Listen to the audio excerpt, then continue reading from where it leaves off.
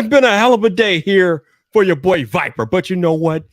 Eventually, day turns to night, and y'all know what's going down on Friday night. We are live on the tube. I see people in the chat.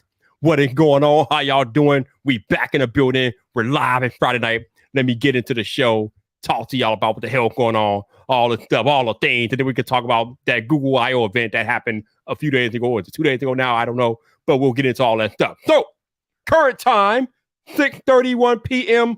Central Standard Time, which means you are in the right place. Ha ha! You are on the right YouTube channel, baby. Yes. So, for those of y'all who are new here, or for those of y'all who somehow catch the replay of this live stream, you're going to want to listen to this next part very closely, because I'm going to give you a disclaimer. And if you don't heed the disclaimer, that is not on me. So, listen, here it comes. Listen very closely for the new people.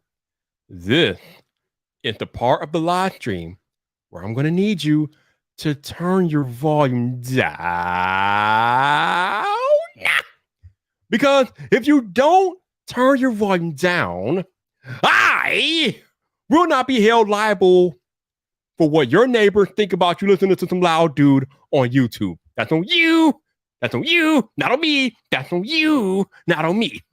Now that we got all that out of the way, let me go ahead and get into the festivities of the evening, and then we'll see what this live stream takes us as I go through it. Who knows what's going on? It's Friday night. That's the beauty of Friday night. I don't know what's about to happen. You don't know what's about to happen, but it's going to happen regardless whether we know or not. So let's get into it. Man, what a day, man. What a day. All right, here we go. Let's go to work. Woo! Oh, yeah. What's up, people? This your boy Viper, the man about tech, the absolute, and we are live.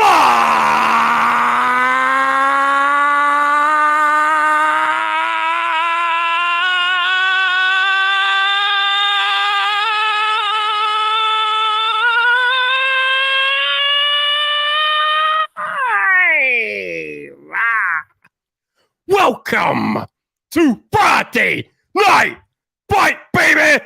Woo!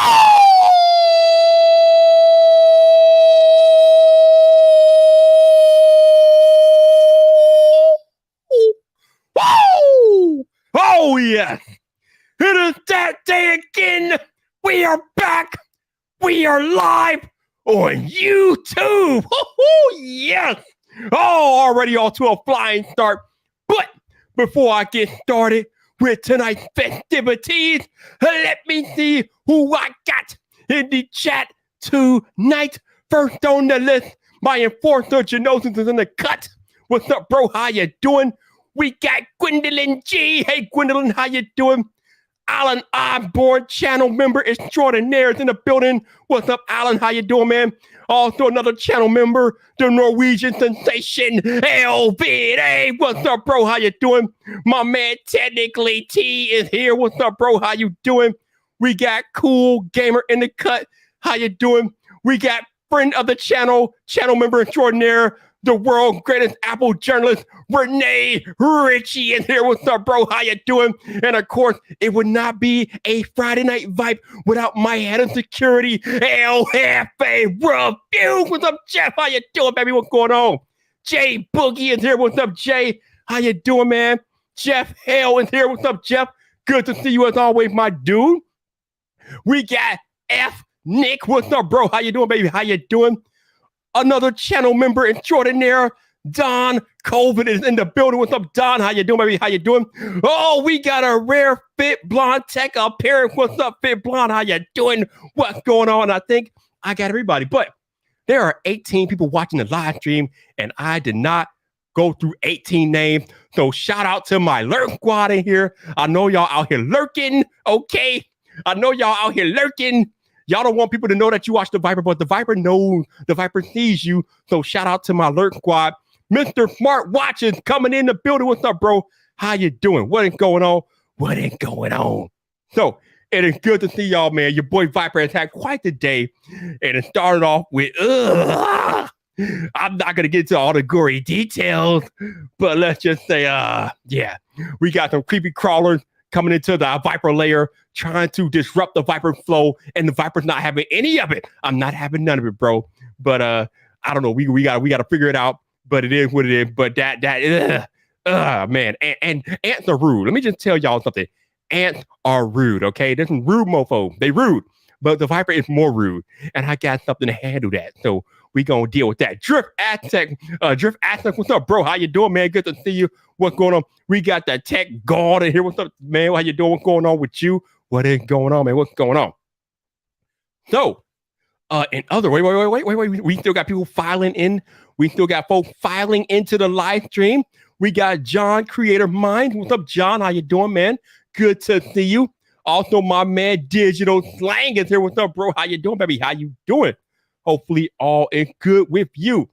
But wait. No, we got more people filing in. What is going on? Joseph Akbrood is here. What's up, Joseph? How you doing, man? What is going on? What is going on?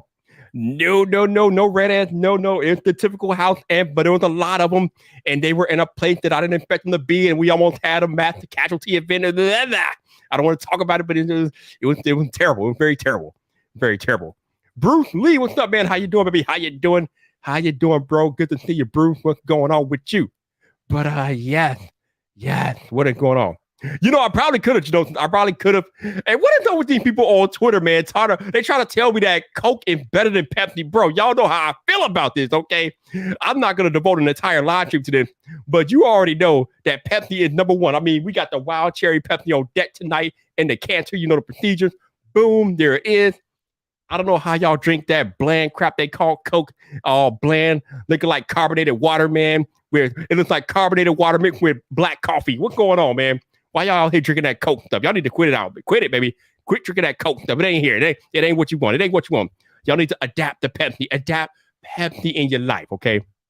Adapt Pepsi in your life and thank Viper later. In other news, I don't really know if I've really talked about it much here or not, but your boy Viper is going to VidCon here in a month. Y'all know we have major video conferences out there, and with the world opening back up this year, I told y'all that the summer of 2022 is going to be lit. People are going to be doing more traveling than ever since we were caught up in the house for the last 2 years because of the Rona. But all the major video conferences will be in person this year, and I think the biggest one is VidCon. Your boy Viper is going to VidCon for work. We already got the tickets booked and everything, so I will be in attendance at VidCon with vidIQ. So if you are going to VidCon next month and you're at the convention center, come find me at the vidIQ booth. We can hang or whatever. Maybe get your channel audited. I don't know what you want to do, but I'll be there hanging with the crew. So yeah, we got the flight booked for that and all that good stuff. So I'm looking forward to coming back. That's right, your boy Viper is coming back to California. If the plans go right, that'll be the first of 2 trips I make to California this year, because obviously I will definitely be back in California later in the year for Vid Summit, because that's like the Super Bowl for creators, bro.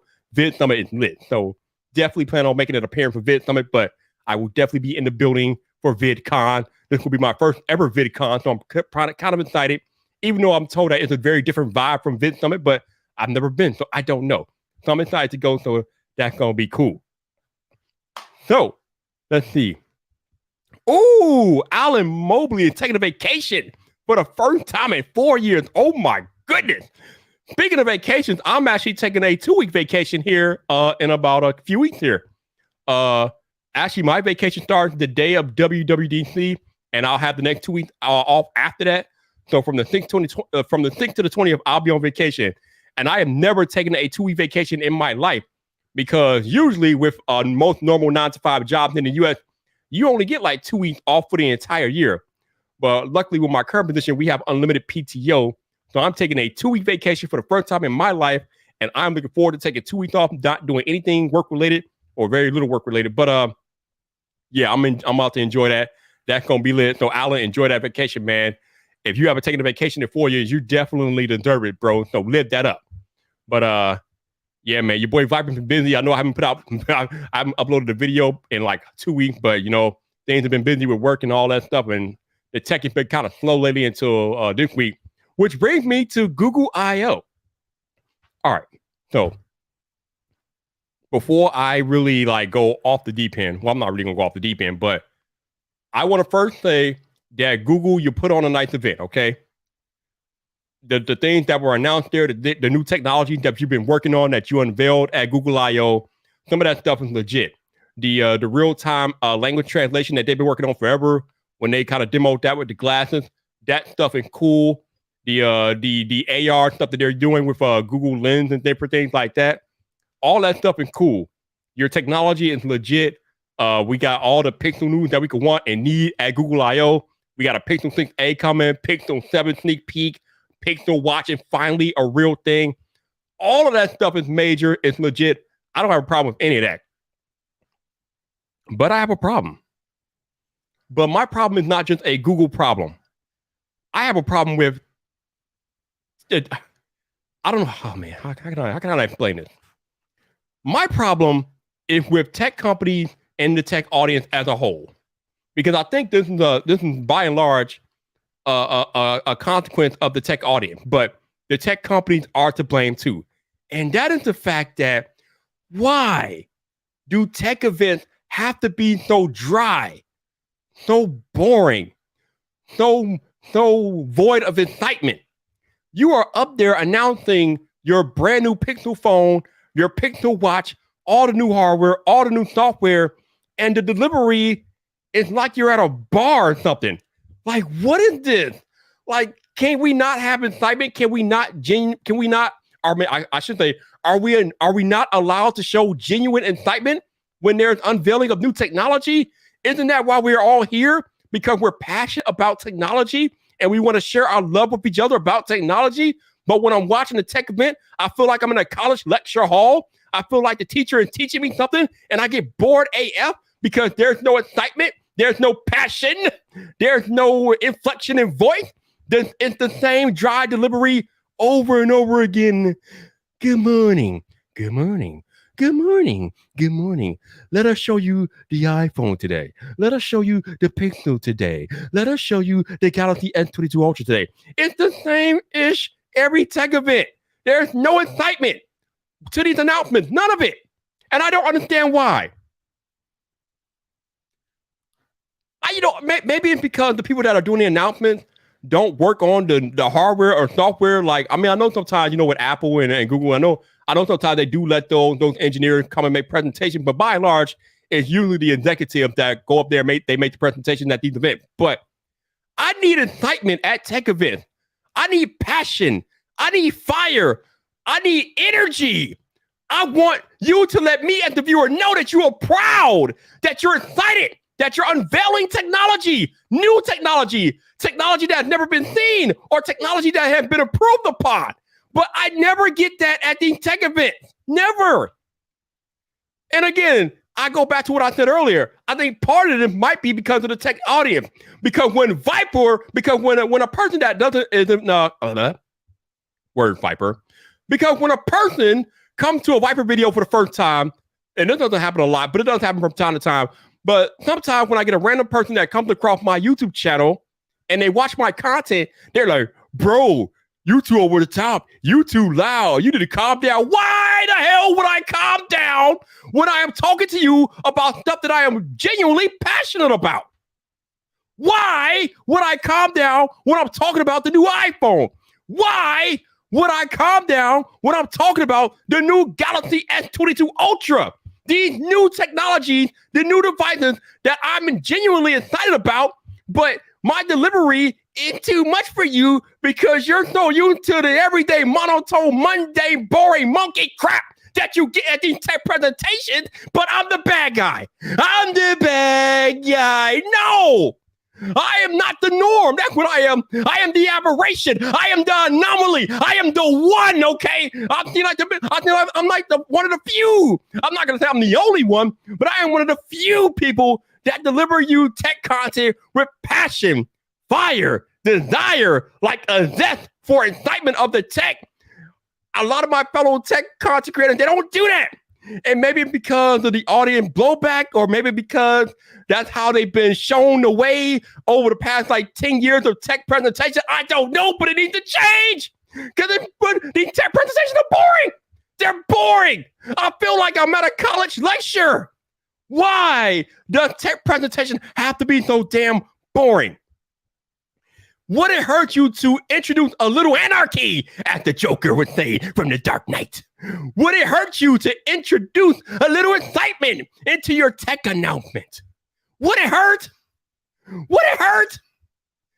Yes, Renee, that is the person that I was talking about. I just think people that, they talk about I just think how she's too over the top and she's too excitable, blah, blah, blah. No, she is genuinely passionate about the technology that she's talking about because she loves technology. Why should she be ridiculed? I shouldn't say ridiculed, but why should she be dinged for being genuinely passionate about something that we're supposedly all passionate about?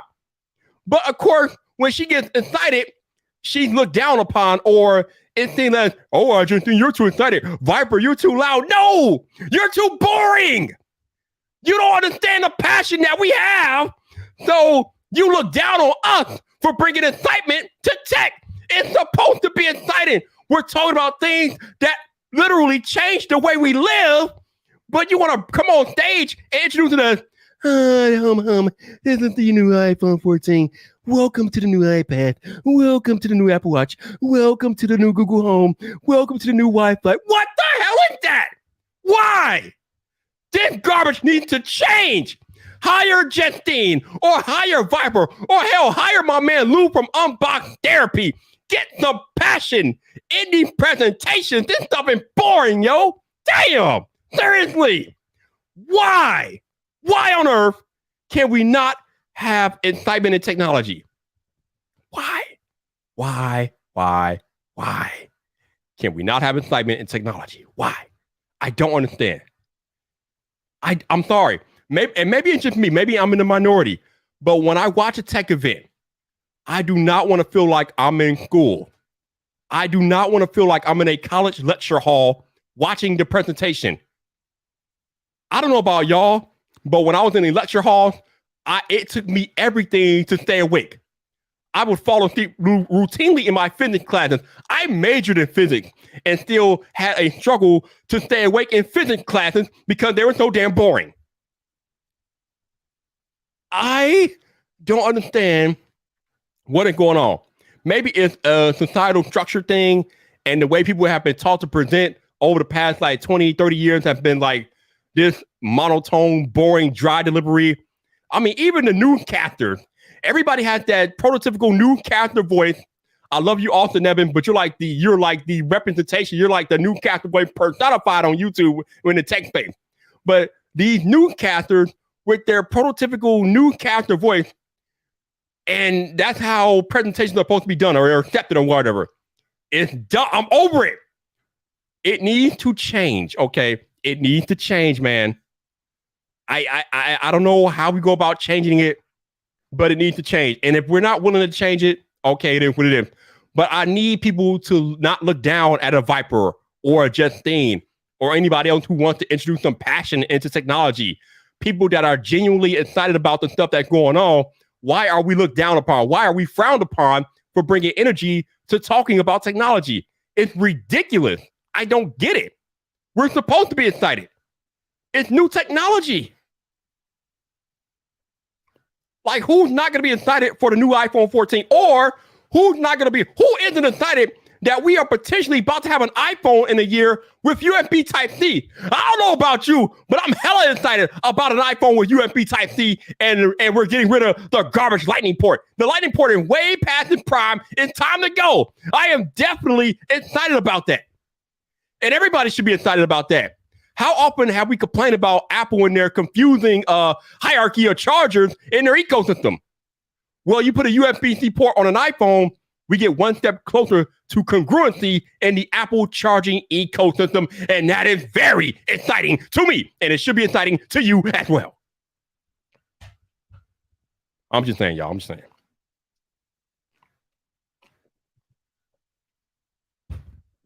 Now, Renee says, everyone needs someone in their life that looks at them the way Justine looks at a DJI Mini 3 Pro controller, right? Exactly. I agree, Renee. I agree. All right, what else we have? Right? Hire Flossie Carter. I don't know if the tech world, I don't know if these tech companies are ready for Flossie Carter, though. That's a lot. That's a lot going on there. I would love it. I'm all for it. But I don't know if tech publication world is ready for Flossie Carter to stand and deliver, because that will just be epic. That's a level of epicness they're not ready for. They're not ready for it. Okay, they're not ready. Let's see. Joseph says, I think the tech punditry is often too jaded. You know what? I can believe that, because me and Renee have a mutual friend, Carolina Melanesi, and I think she's been covering tech for over 2 decades. I'm not saying she's jaded. What I'm saying is that there are a lot of people that have been covering tech for well over a decade, and maybe some of them are jaded. But again, I mean, if you take the time and schooling and go through the training that it takes to get into technology, and you have a genuine love of technology, then you should be able to get excited about new tech stuff. I know no matter what happens and what life throws at us, sometimes we are going to get jaded. But we're talking about new technology, man. I get excited about this stuff every year. I might think that some stuff is an iterative update, but it's still exciting, because even though it's an iterative update, even though we might think we know everything that we're going to find out at an event, going and watching the event, to me, is still exciting, because there's always going to be a surprise. There's always going to be something that we don't know.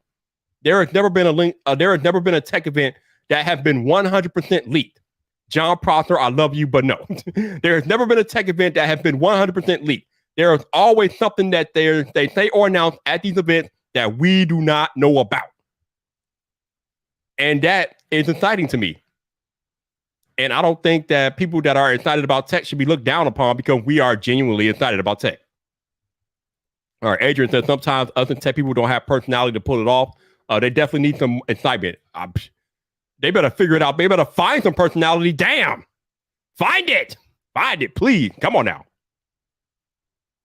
That's the ethnic says, it's playing it safe and not wanting to rub people the wrong way by networking the presenters. Oh, my God. You know what? There might be an element of that to it, but man, what the hell, bro? What the hell? Change, man. We need change in the way these things are presented. I mean, these presentations should not be that boring. I mean, Google presented a lot of nice things this week, but it was still dry. It was still boring. And it really didn't need to be.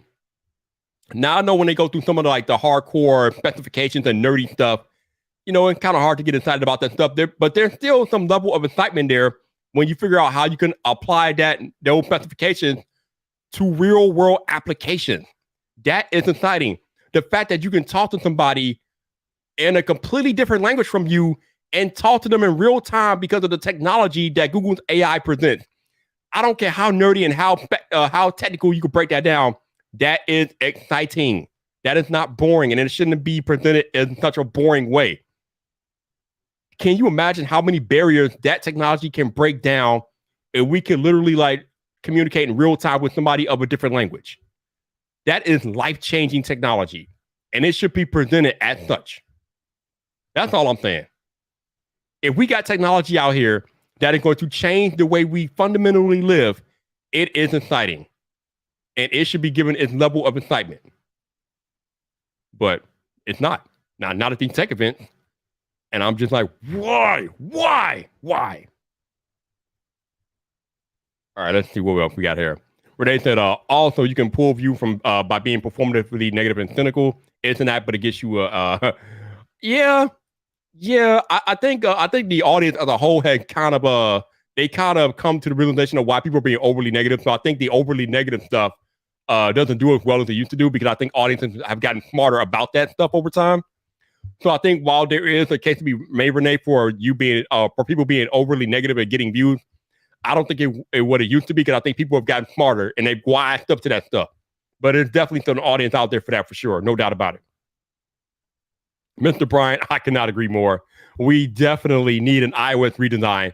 It is long past time, my dude. It is long past time, for sure. Will we get it? Hopefully one day, but I doubt it will be this year. But that is definitely legit. All right, Ethnic says, I think of sports commentators who fake their excitement. If you could tell they're phony, it ruins the whole show. Yeah. I mean, you have to do it. It has to be done in such a way where it's genuine. You can't just manufacture excitement, okay? There is a difference between Viper being excited and somebody not being Viper trying to fake excitement. You're not doing that. It's not going to work. Like, we need people that have a genuine love of technology, that have genuine passion and fire in their delivery to make these announcements, okay? Again, get Flossie Carter up there. Get iJustine up there. Hell, get Unbox Therapy up there. Get Viper up there. And that's just a few of the people that I've seen in the space that have like genuine passion and excitement about the things that they talk about. Get them up there. Get us up there. Let us handle it. And I think that some of these companies are starting to figure it out, because we've had tech YouTubers host events. I've seen Lou host live stream for Xiaomi and other companies. I think LG had Austin Evans in one of their events recently, or I think it was a year or so ago. iJustine has done multiple hosting things. Brian Tong, can't forget about my man Brian Tong. Definitely not boring and dull and monotone. Brian Tong is bringing the heat. There are people out there that can bring the heat and bring the passion and fire to these presentations. We just need to have the stage. Just give us the stage and move the hell out the way, because tech should not be this boring. And we need to change. It needs to change, man. It needs to change. I'm just saying. Stevie said, well, we are in need of a jailbreak. Dude, I don't know if there's been a genuine reason to jailbreak an iPhone in like 10 years, man. Apple has pretty much stole all the features that the jailbreakers were doing anyway. Kind of like OnePlus did with CyanogenMod or whatever the hell it was. You had CyanogenMod out there, and OnePlus stole all their features or whatever and integrated them into the natural OS. So they kind of eliminated the need for CyanogenMod. And I think it's like pretty much been the same way with iOS and jailbreaking. Apple kind of stole most of the features that made jailbreaking relevant, and they've implemented them into iOS naturally. So there hasn't really been much reason to jailbreak an iPhone over the past 10 years. But I know the jailbreak community is still out there, but it's definitely not what it was 10 years ago. Okay, let's see. Janosa said that we're going to go for energetic presenters. I go with Justine, Viper, Aaron. Yeah, Mr. Who's the Boss is another one. Yes, definitely. Mr. Who's the Boss is legit, no doubt. Emily, what's up, Emily? She says, Flossie needs way more credit in space. Yo, Flossie Carter, I don't know if I can say Flossie Carter doesn't get his credit. You know, Flossie Carter gets his credit. Joe Rogan knows who Flossie Carter is. So Flossie Carter is damn near mainstream at this point. He is known, and he's definitely got his credit. But yeah, we don't talk about Flossie Carter enough. I mean, the dude has been doing it for over a decade, has over 1 million subscribers, and is one of the most well-respected tech people in the industry, period. And he does it his own way. And it's amazing. It is amazing. All right, Samuel says Cyanogen mod is Lineage OS. Yes, jailbreaking and rooting is a lot less pronounced as it was. Yeah, the need for it is not what it used to be. But I'm not going to sit up here and say that the features that we have today didn't come from things that jailbreakers and rooters were doing back in the day, because they absolutely have. I mean, manufacturers have practically stole rooting and jailbreaking features and added them to the OS naturally. They have done that. So that's definitely been a thing. So I'm not going to say that's not a derivative, because it definitely is a derivative of what the hardcore modders were doing 10 years ago. Oh, yes, most definitely. All right, let me go back up here and see if I missed anything from earlier in the stream when I was on my when I was on one here. Wisdom Empire. No, we don't do that here. We don't do that here, dude. We don't do that here. Let's see, who else? What else now here? Alan says, I feel you, but sometimes when someone is hyping something, I raise an eyebrow. Yeah, I mean, again, if it's manufactured excitement, sometimes I think a good viewer can see right through that. If you're trying to hype something up that really doesn't have that natural hype to it, people can see right through that. I mean, people are not dumb. And that's another thing. Viewers in the audience today, they're not stupid, especially the tech audience. The tech audience sometimes is more knowledgeable than the people presenting the technology to them. So they're not stupid. They understand what's going on. They know why things are happening, and they know why things are how they are. So you really can't get too much past the tech audience. They are hardcore nerds. They understand what's happening. But there's definitely room for genuine excitement in technology, for sure. Addition said, I bet Viber could have done a better, done tech presentation better than Apple. Oh, bro, they ain't ready for Viber, yo. They not ready for. They should talk to me. They should contact me, absolutely. But I don't know if they're ready for that. I don't know if they're ready for that, yo. I don't know if they're ready. I don't know if they're ready for that. All right, let me go back down here. All right, Jeff says, Floss is the man. He showed up in my comment section yesterday unexpectedly to show love and support. Man, Flossie Carter is a real one, okay? You say what you want about Flossie Carter. The dude has been putting down for over a decade. He is supportive of fellow creators in the community, and he's just a good dude. You can not like his personality or the way he presents tech, but the dude is legit. He is a real one, as he would say. So shout out to Flossie Carter for being one of the greatest YouTubers ever. Period. All right, Anthony says all the YouTubers mentioned here can do it in this medium, but can they host the Oscars of tech on stage for hours, maintaining that focus? Tough gig. I don't know. I don't know. I don't. That's a good question. I don't know. I would bet money on I think iJustine could. Yo, iJustine is a beast. Okay. I don't put nothing past iJustine. That woman is a professional. She's been doing it for well over a decade. She is very good. She is knowledgeable. She is passionate. She is fire. I wouldn't put nothing past Justine. If there was a Oscars of tech, Justine would hold it down. Literally, she will hold it down.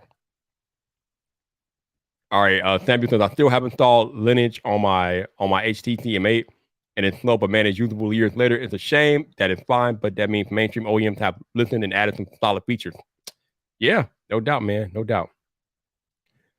Loving the lit. Yeah, actually, you are. Hey, y'all don't miss nothing. But yes, this is a White Sox hat. Y'all know I'm a Cubs fan, but this hat is pure fashion, and I wanted one, so I got one. But yeah, this is the City Connection series that they brought out last year. They brought out alternate jerseys and caps and things like that. So this is the City Connection stuff for the White Sox. The hat is fire, so I had to have one, even though I'm a Cubs fan. I appreciate good fashion. So yes, you are correct, sir. This is the White Sox cap. Let's see. Ethnic says, well, 20 minutes into Flossie Carter's Vivo Expo video before coming here. When you getting your invite? Nah, man. I'm not. I don't import anything, yo. I'm not the one that import. I'm not the one to import stuff. That's not my thing. I'll leave that to the Flossie Carters and the other folks that import things. I'm not the dude. My audience is mostly U.S. anyway, and my audience is not an audience that's going to import things like that. So that's not really my thing. But hey, shout out to everybody that does that. It's a good look. It looks like an impressive device.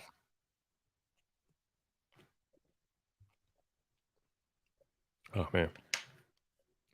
Woo. So by Tech, what's up, man? How you doing, dude? Thank you for the love, sir. Appreciate it. Again, this is the City Connection series that they have for a few major league teams. They did it for last year. The White Sox and the Cubs were included, but the Cubs stuff I don't really like it much. So, but yeah, appreciate the love, bro. Tech for your needs. What's up, bro? How you doing, man? Good to see you, man. Good to see you. What is up?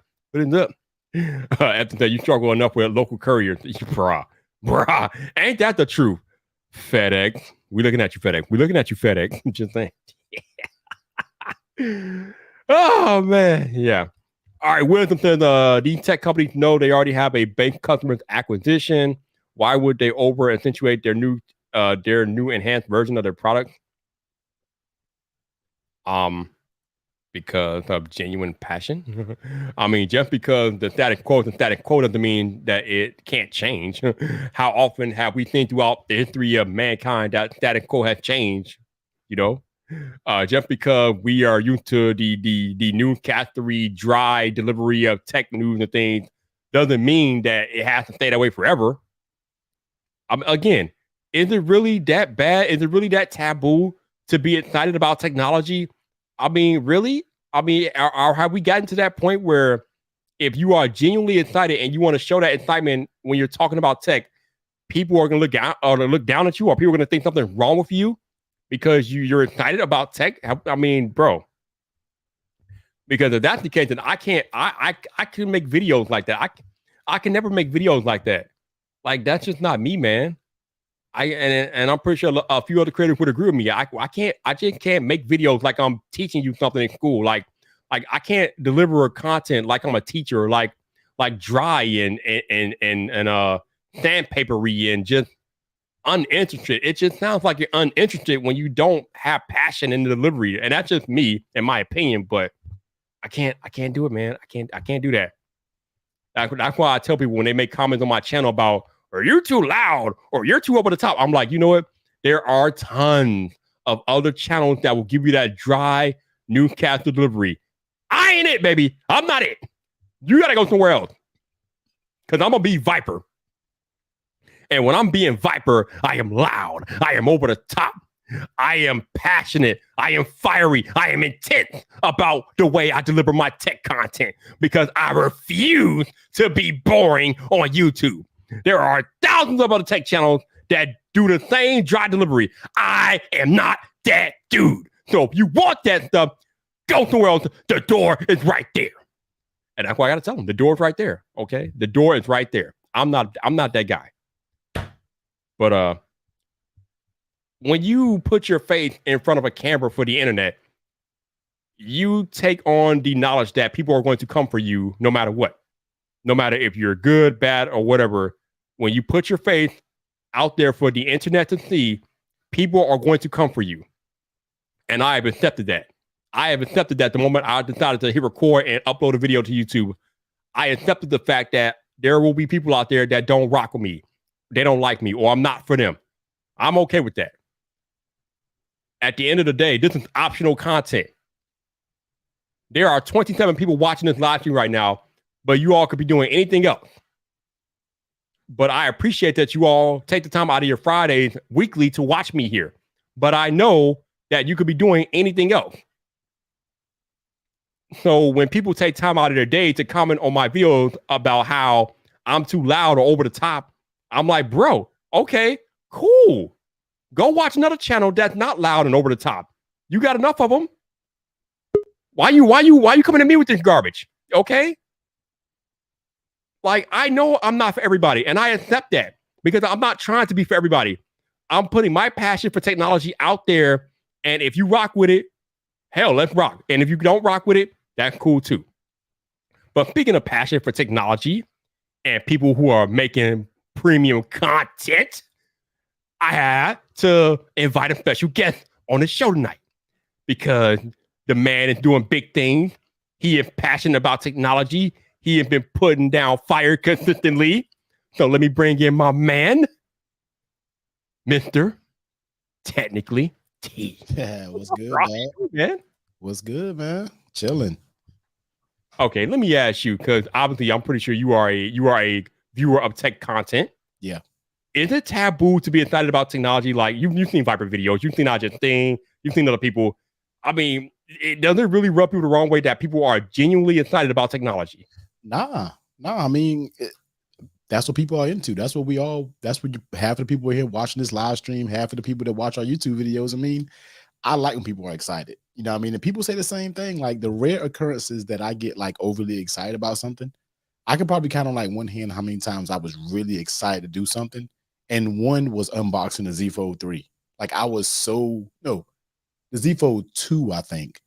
I was so hyped and everybody was like, yo, you getting hype on the video like got me excited. I don't even got the phone. Like I was legit hyped to get that phone. You know what I mean? And the excitement came across camera, but everybody has excitement in different levels. You see what I'm saying? So where some people are more expressive, like saying you for an example, Justine, people who has that type of energy, it kind of comes natural to them. But I can be excited and I'll talk just like this, but I'm excited. You see what I'm saying? But I don't think there's anything wrong with people being excited though. So nah, definitely not about tech for sure. I hope not, because I mean, as we both know, running a YouTube channel is a long, arduous journey and task, and there's a lot that goes into it. So I would hope that anybody who decides to undertake making a tech YouTube channel, I would hope that you are genuinely excited about technology, because if you're not going to last long doing this, because this is not easy. Nah, definitely not. I mean, my man Renee Ritchie has been covering tech for over a decade, and his videos are always informative. But even Renee, and I wouldn't call Renee overly excited, But when I watch a Renee Ritchie video, I can tell that he's not just going through the motions. He is genuinely excited about what he's talking about. And he's passionate about what he's talking about every time. Yep. Every time. No, for sure. For sure. Yeah, I don't think there's a knock people who do it. I hope not, because I mean, with so many people saying tech is boring and stuff like that, I mean, you should be excited when somebody is actually hype about something. You see what I'm saying? Like, I like people who are energetic in their videos. You see what I'm saying? Like, I try to find myself being a little bit more energetic and a little bit more just being myself. People like to watch. You see what I'm saying? People don't like to watch the.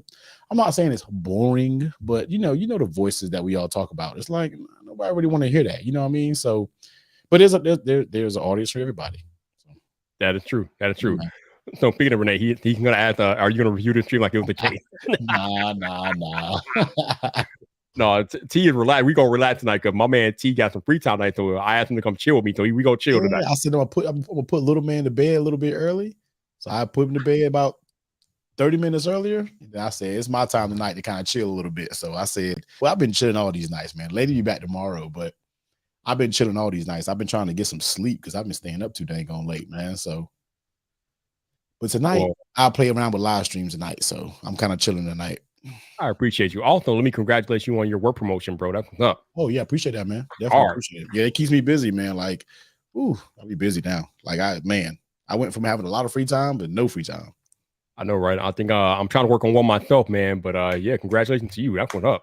Appreciate it, dog. Gotta do what we gotta do out here. Yeah, man. So did you get a chance to watch Google I/O at all? Yeah, I watched the entire thing. Like it was in the background, but I really started focusing.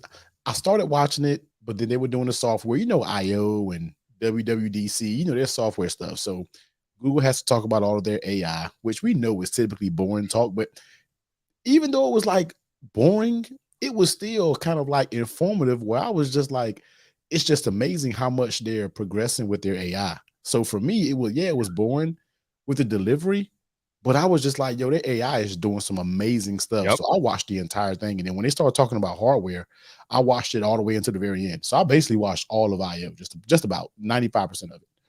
Yeah, I think I said something similar. I mean, even though the delivery was boring, the stuff that they announced at the event is very exciting. I mean, they have glasses that will allow you to talk to somebody in a different language in real time, T. That is crazy. And yo, their AI, like, I know we're gonna talk about the Google stuff, man, but I'm telling you, man, like, if they do this right, if Google does this everything the right way, you see what I'm saying? Like, this could be major, because you take everything. People love the AI part of the Pixel series, or I mean, it's some stuff that I just love about that phone, just simply off of AI. You see what I'm saying? And then you take that and start to add these devices.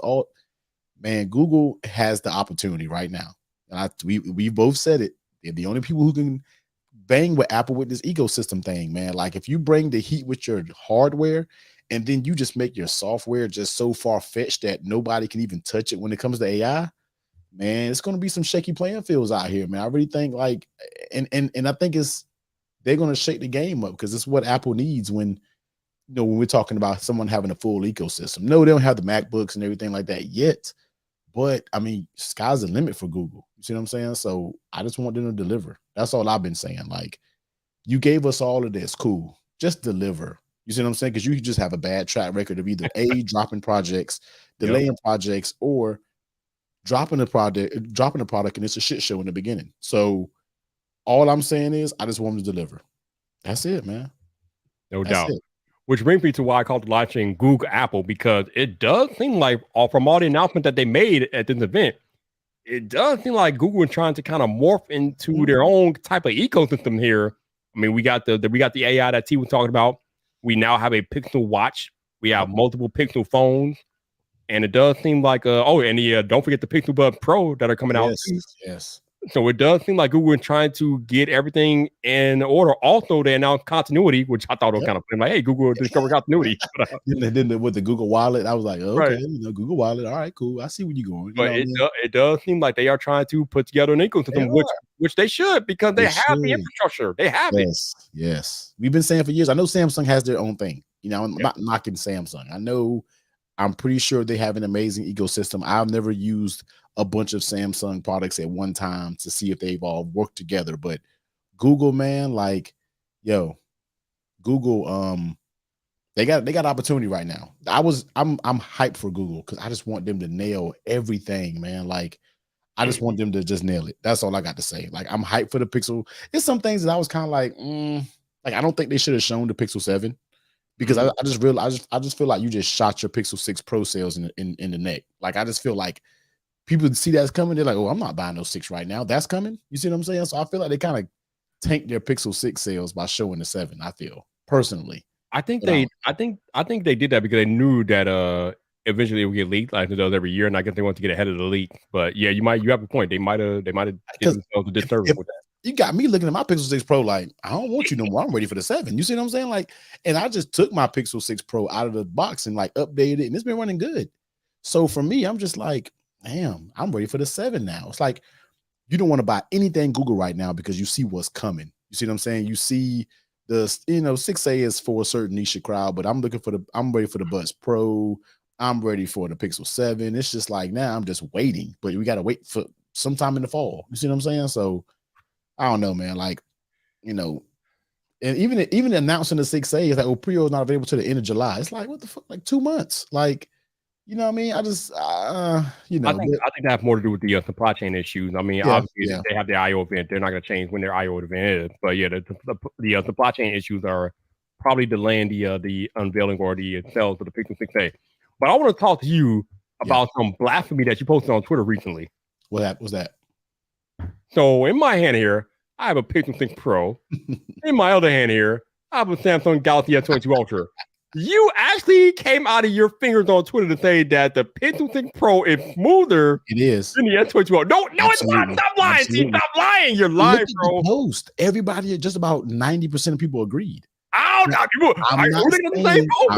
saying they will not agree with you, bro. It was mad. People agree with me. Like over 90% of people was just like, it is, but it's not a better phone.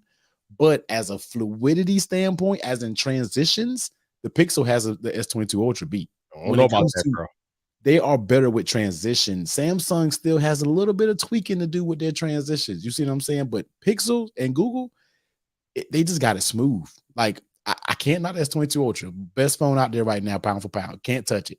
But the Pixel, and I would even, and you're probably gonna think this is a reach, and a lot of people in the chat probably gonna think this is a reach.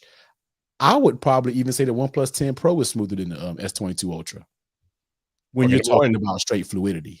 Number one, that wouldn't surprise me because OnePlus is usually smooth with their device. I haven't used one, so I can't really talk about that. But I have the Pixel 6 Pro and I have the S22 Ultra, and the S22 Ultra, in my opinion, is definitely more smooth than the Pixel 6 Pro. The S22 Ultra is very smooth, but Pixel just has just that little bit of refinement on top when it comes to the transitions and stuff. Just a little. I'm talking about like if the Pixel 10 is a 10, the S22 Ultra is a 9. Maybe what I need to do right there. Maybe what I need to do is update my Pixel 6 Pro to Android 13 because on Android 12, that ain't it. I haven't did the 13 thing yet. I've heard 13 was very good. You see what I'm saying? But man, the Pixel 6 Pro has been running smooth as hell, man. Like it's just been smooth. S22 Ultra is butter too, but that Pixel 6 Pro is just something different, man. I don't know.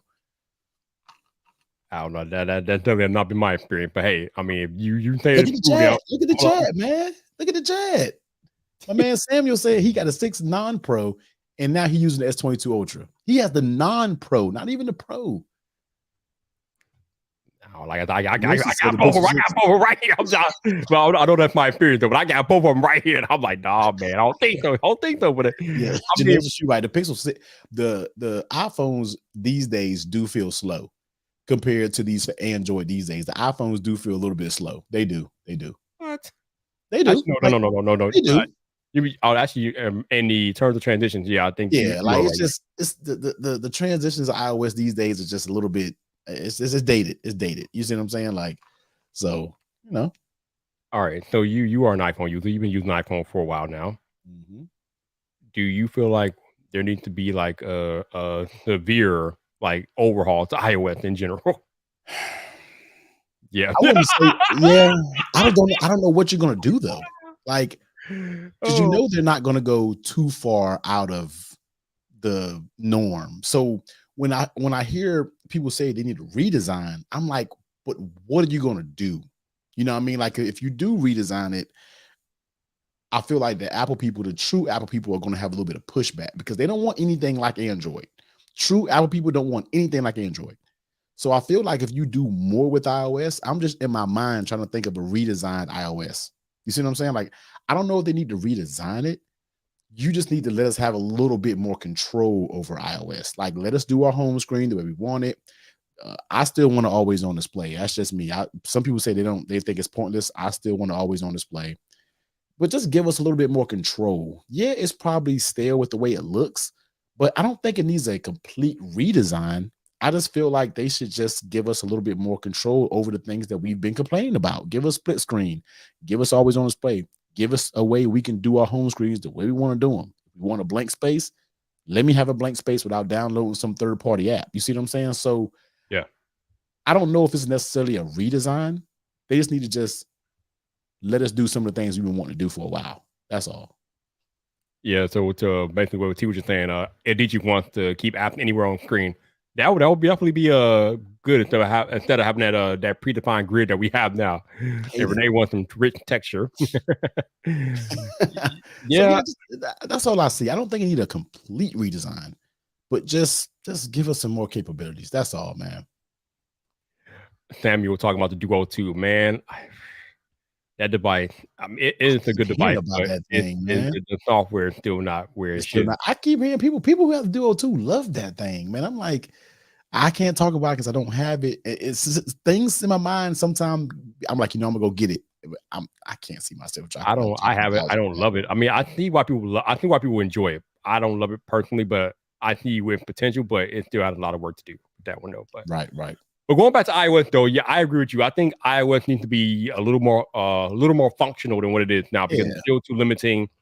And then we have the situation where the apps are sandboxed and they can't talk to each other, which I know is more a security thing than more. But we need to get a little bit more where apps can talk to each other. I yeah. think that would be cool. Just a And I little think, bit. yeah, I think there, like you said, there's some tweaks that Apple can make to make it more accessible to people and make it more functional. Yep. I think that wouldn't hurt. Yeah. So, because like I said, you do too much of a redesign, the true Apple head is gonna be like, I don't want this. I kind of want what we've been used to, but just give us that extra bit of, It'll be Apple mutiny. yeah, just give us a little bit of extra customization that we all want. Not nothing too go crazy, but just give us a little level of customization to do certain things. That's all.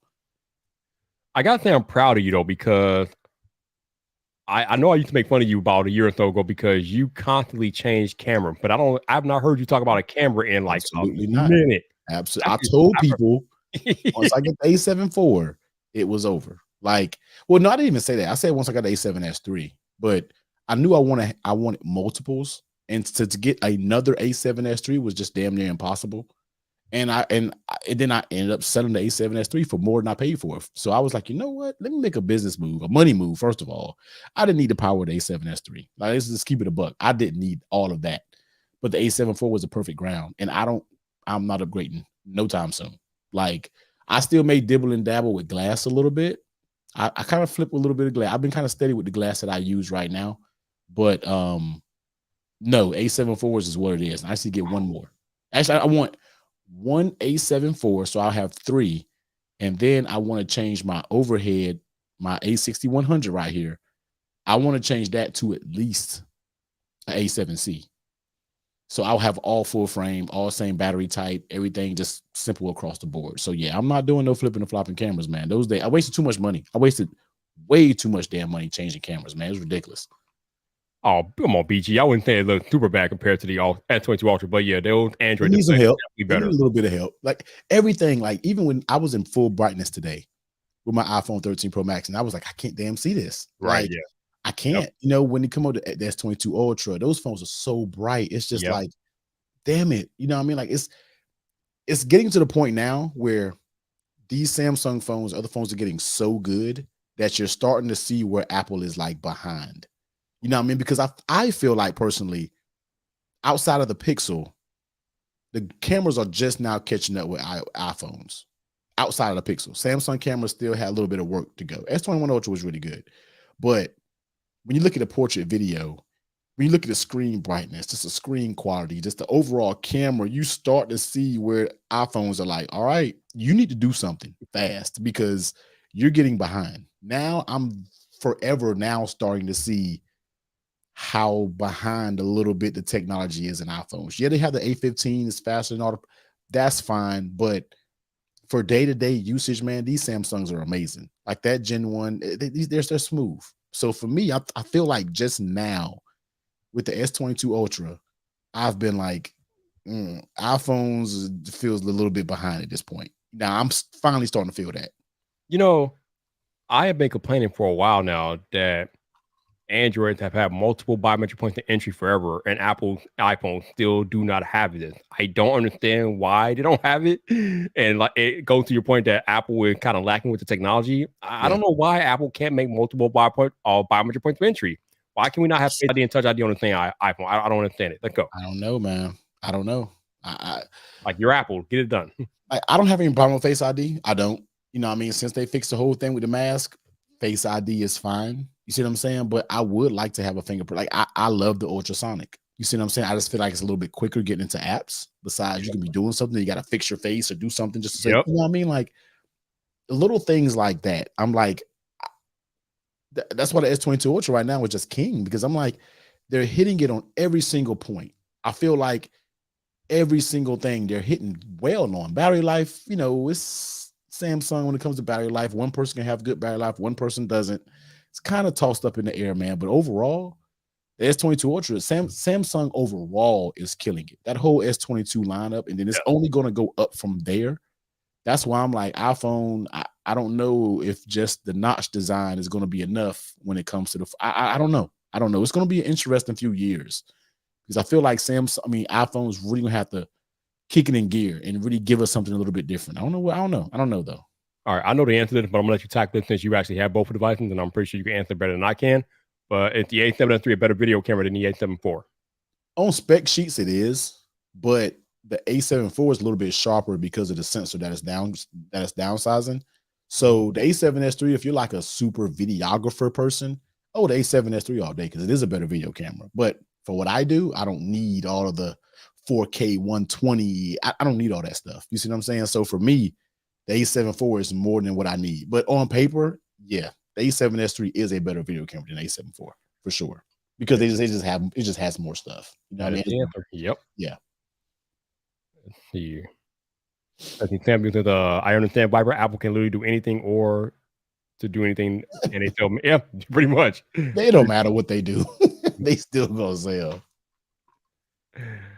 Yo, Mike, yo, Mike, we're supposed to do a stream of UNT, Mike. Well, man, where you at, Mike? Yeah, Mike, what's going on, man? How you doing, bro? You doing?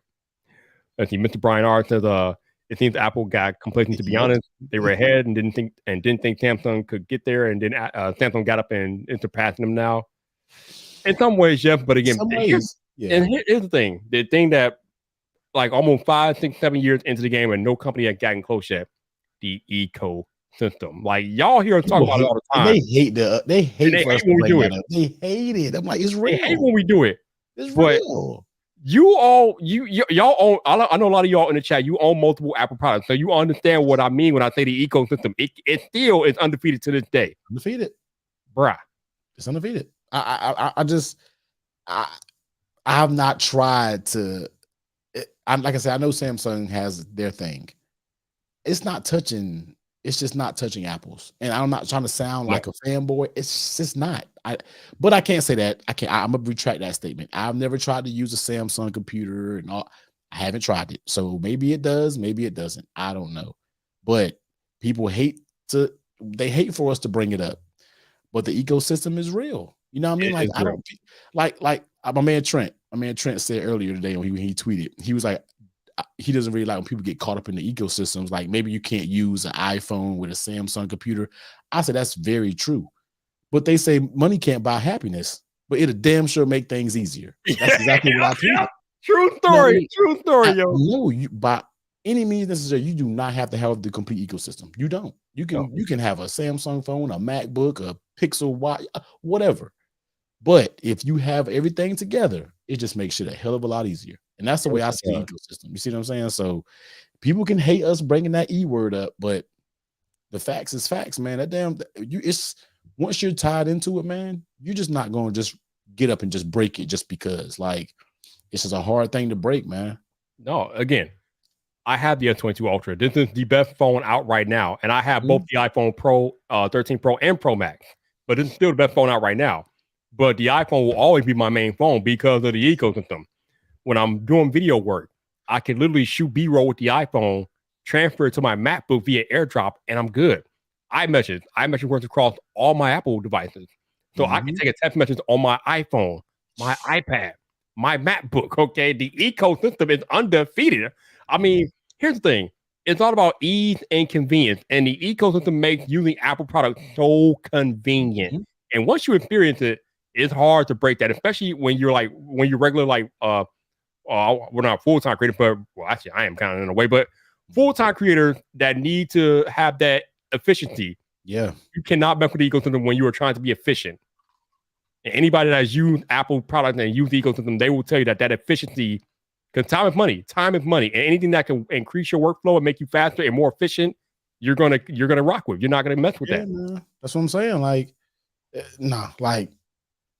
and most people who talk about the ecosystem, I really feel like hasn't fully indulged in it. I always say that. Like, everybody who always say they talk about the ecosystem, no, yeah, but have you really experienced it? Like, have you had all of the products together? You see what I'm saying? So, but I know the poets, like I said, like the poets just said, he could do that all that with Samsung. I don't know, because I'm not that deeply invested in Samsung. I heard you can, because Samsung, they always come back swinging when we talk about ecosystem. So once again, I don't know, because I just don't invest in it like that. You see what I'm saying? So yeah, I mean, I have both of Samsung products, and I can attest that Samsung is definitely doing some good things over there. I love Samsung Pass. Right. Their biometric system, their biometric passport system, like that works across all the devices and allows you to get into apps and things. That's legit. I love that. That's definitely legit. Samsung Pay, even though they kind of borked it, it's still legit. Yep. But I will always be mad at them for taking away MST. Like, why Samsung? Although it's not as big of a deal as it was before the pandemic, but still, taking away MST before its time, yo, that was a technology that was ahead of its time. It was amazing, and they just took it away. Damn it, Samsung, come on, man. But it's cool though. But yeah, Samsung legit. I don't have anything bad to say about Samsung. They are doing good things. They continue to do good things, and I don't see them stopping anytime soon. And they make the best displays on planet Earth, period. So they got that going on. Yeah, it's not even. It ain't even close. All right, so while I got you here, you got headphones on your head. So let's talk about headphones real quick. I know you probably by now you've seen maybe you even watched a video or two. You've seen the new Sony WH-1000 XM5. I'm still torn, man.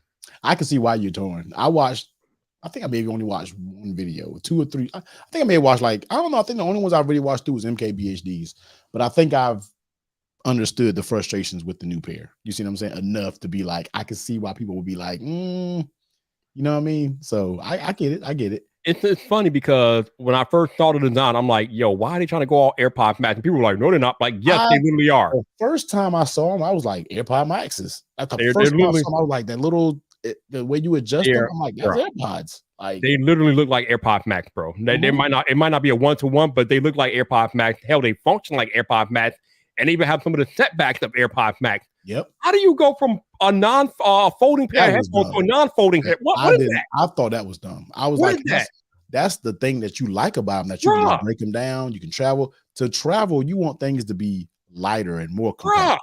How do you go from this I don't know. to this? No, Sony, no. This is ideal. This is what the people want. This is what the people paid to see. They did not pay to see this. They paid to see this. Okay? I don't understand this stuff.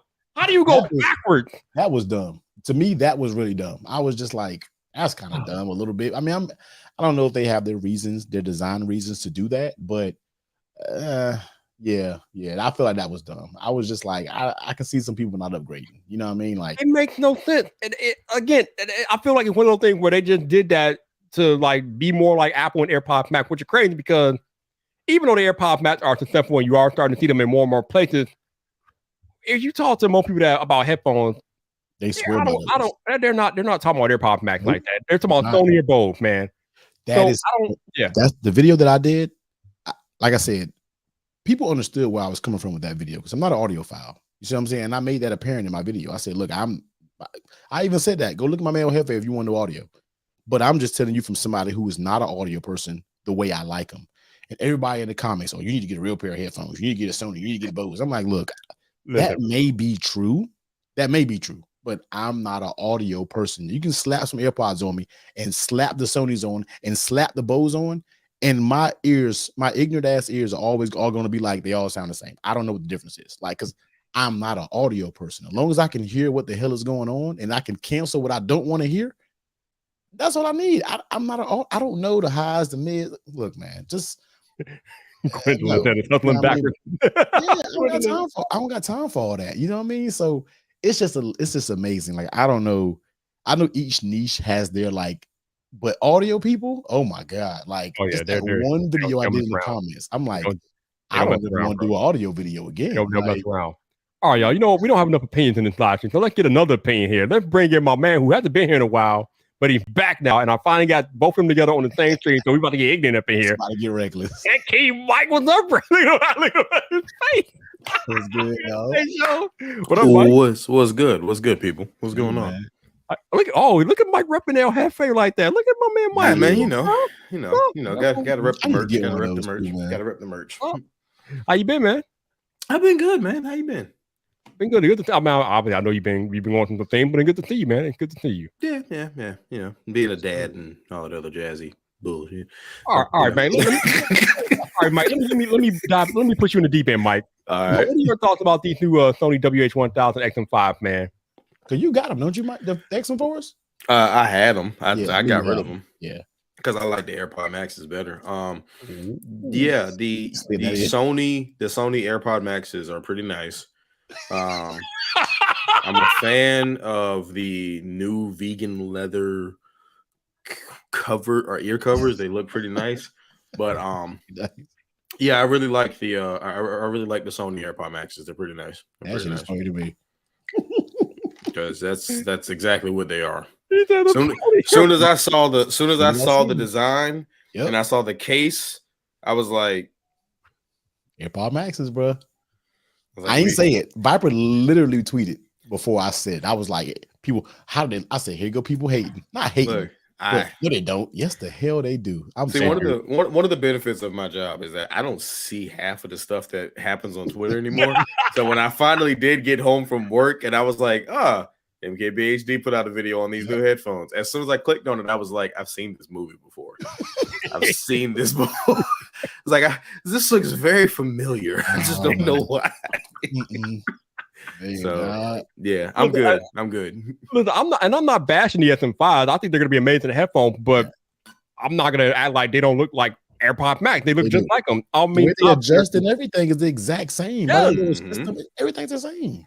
Now, obviously there are some differences, you know, obviously with the different technologies and now they're using, I guess, the 30mm driver and all that stuff. And, you know, Sony have better battery life and all that good stuff. And then supposedly they're softer and lighter. I mean, kudos. It's cool. And the microphone's supposed to be a little bit better on these than the XM4. That's cool. But when I look at those headphones, I immediately think about AirPods Max, and I just don't understand why. I don't understand. Like, again, to me, they're not worth it. Like, I'd rather get the XM4s. My thing is, when OEMs try to make phones that look like iPhone, I understand that because iPhone is the most popular phone in the world. The AirPods Max are not the most popular headphones in the world, I don't think. Nah. So why are we doing it? Long shot. How do we get here? Nope. Like, how do we get here? But when I traveled, I saw nothing but XM4s. I think me and my girl was the only people with AirPod Maxes floating around through the airports when we was going to Greece. All I saw was Bose, and I saw 50 pairs of XM4s. I'm telling you, man. Or XM3s, yep. Yeah. Either one, I can't tell. You know what I mean? Like either one of those two was Sony's or Bose. You ain't I can't tell what any of them. I can't tell what any of them look like except AirPod Maxes. You too? Because I'd be somewhere and I see people with headphones on. I'd be like, those are the. What are those? What are you doing? They look nice, but then like I watch the football games and I see the pregame and I see dudes walking in. I'd be like, he got the blue AirPod Maxes. I like those. I like those. Like, he repping the team colors. I like that. Yeah, I don't know. So, Mike, I can't keep up with you because you make phone changes so frequently. So, what phone are you rocking these days? Since you asked the question, I love the suspense, y'all, to build up here. All right, so we got an iPhone 13 Pro Max. Okay, cool. Okay. Now you did have an S22 Ultra, right? But wait, there's more. Oh, there's more. My bad. I still have it. Okay. Can't get rid of it. I swear. And well, I can't get rid of it because for one, I just can't bring myself to actually get rid of it, and for two, I keep putting it up for sale and nobody wants it. So I'm assuming I'm being told to keep it by the tech gods. So I'm just gonna continue. I actually sold mine for a good price, man. How much you charging? Like $2,000? No. So this is what I did. I went on Swapper and I said, okay, a 512 mint condition is selling for like 1,100. You know, like 11 to 1,200. Mine is a terabyte. So, you know, anybody watching for sale? You know, so I said a terabyte, I'll do 1,200. That's a good deal. Nobody because you know wants it. Samsung had those sales. They've been having those sales, and that nuke swapper when they go on sale, it just kills them. Well, I'm not gonna undercut myself. I'd rather just hold on to it. So I don't blame you, bro. I sold my S22 Ultra for what I paid for it. Yeah, I didn't lose any money on mine because I didn't have any trade-ins. I paid for mine straight up with like some, I don't know, I had something. So I sold it for what I bought it for. I was like, well, I didn't lose that much money. Hey, it is what it is. But now since it's gone, I almost won another one now. I'm like, fuck. Well, and see, and that's exactly why that's why I keep saying, like, you know what, if it doesn't sell, I'm just gonna hold on to it because I know as soon as it leaves, I'm gonna want another one. That's what happened with this piece of crap. I sold one, and then like a month went by, and I was like, it's hard, boy. 13. T understands, you know, you sitting here just doing something on the computer, and then you just let me open up Apple's website. There it is. Every time. Just take a look at something real quick, and then your girl looking at you like, you know, like what you got in that bag? Don't worry about it. Don't worry about it. Y'all crazy. Yeah, man. It's hard. I'm like, now I'll just wait till the Z Flip 4 now or the Z Fold. But those look just like the 3s. So I'm just like, I'm just gonna wait for the Z Flip 4. I'm gonna get that. That'll probably my next time at this point. Boo this man. What's that? I'm just talking about anybody who I don't like the way the Fold 3 and the Flip or the Flip 4 and the Fold 4. They're not looking like they're gonna be worth the money. I thought they were gonna be a little different. At least the Flip. I thought they were gonna give me something a little different. I already got a smaller hinges. I'm like, y'all, Samsung is about to be they losing that damn foldable war because that Vivo Fold, man, look. Samsung is losing the foldable war. I don't care what anybody says. The Flip is in their own content, but that Vivo and some of those devices that's giving you that full display on the front, man, Samsung better step it up on folds, man. Okay, there we go. All right, now if I predict that, you guys can see me better. Listen to me when I say this to you. I am struggling to not buy that Fold. I am struggling to not be killed in my sleep by my wife for buying that Vivo X Fold because Floss dropped the video today and I was at work. I had 15 minutes and I was like, I'm going to use all of it. I'm going to use all of my break to watch this. Dope, man. That thing looks so cold. Then Gigi's video, I was like, bruh. It's so dope. 1,800 though? Can't do it. I don't care. I'll do it. I'll do it. I don't care. I'm here for a good time, not a long time, fellas. That damn thing had me. When I saw Floss's video, I was just like, see, Samsung is losing. Like, it's just, bruh, it's almost like this completely on the front. Yes. It's ultrasonic fingerprint scanner. And here's the part that I didn't know. You freaking do the fingerprint scanner on the inside and it registers the same thing on the outside too. Absolutely. Complete fire. Fire. I mean, and don't get me wrong, Samsung's, you know, is nice. It's a nice, you know, built-in one, but you know, the damn phone can't even fold all the way closed.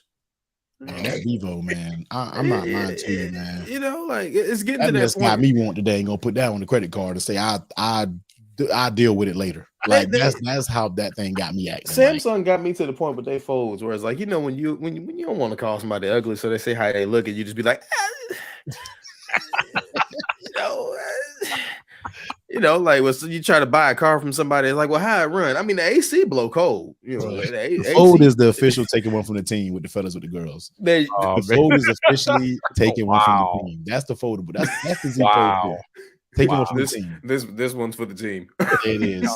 Taking one from the team. That's the Z Fold 4 new name. Yo, since I got you, Mike, I got to troll you. Are you missing OTR yet?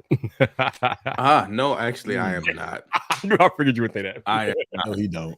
I love going to work in the morning, and as soon as I clock out, knowing I'm coming right back home every day. That's I right. do not miss that OTR life. I am all the way Gucci.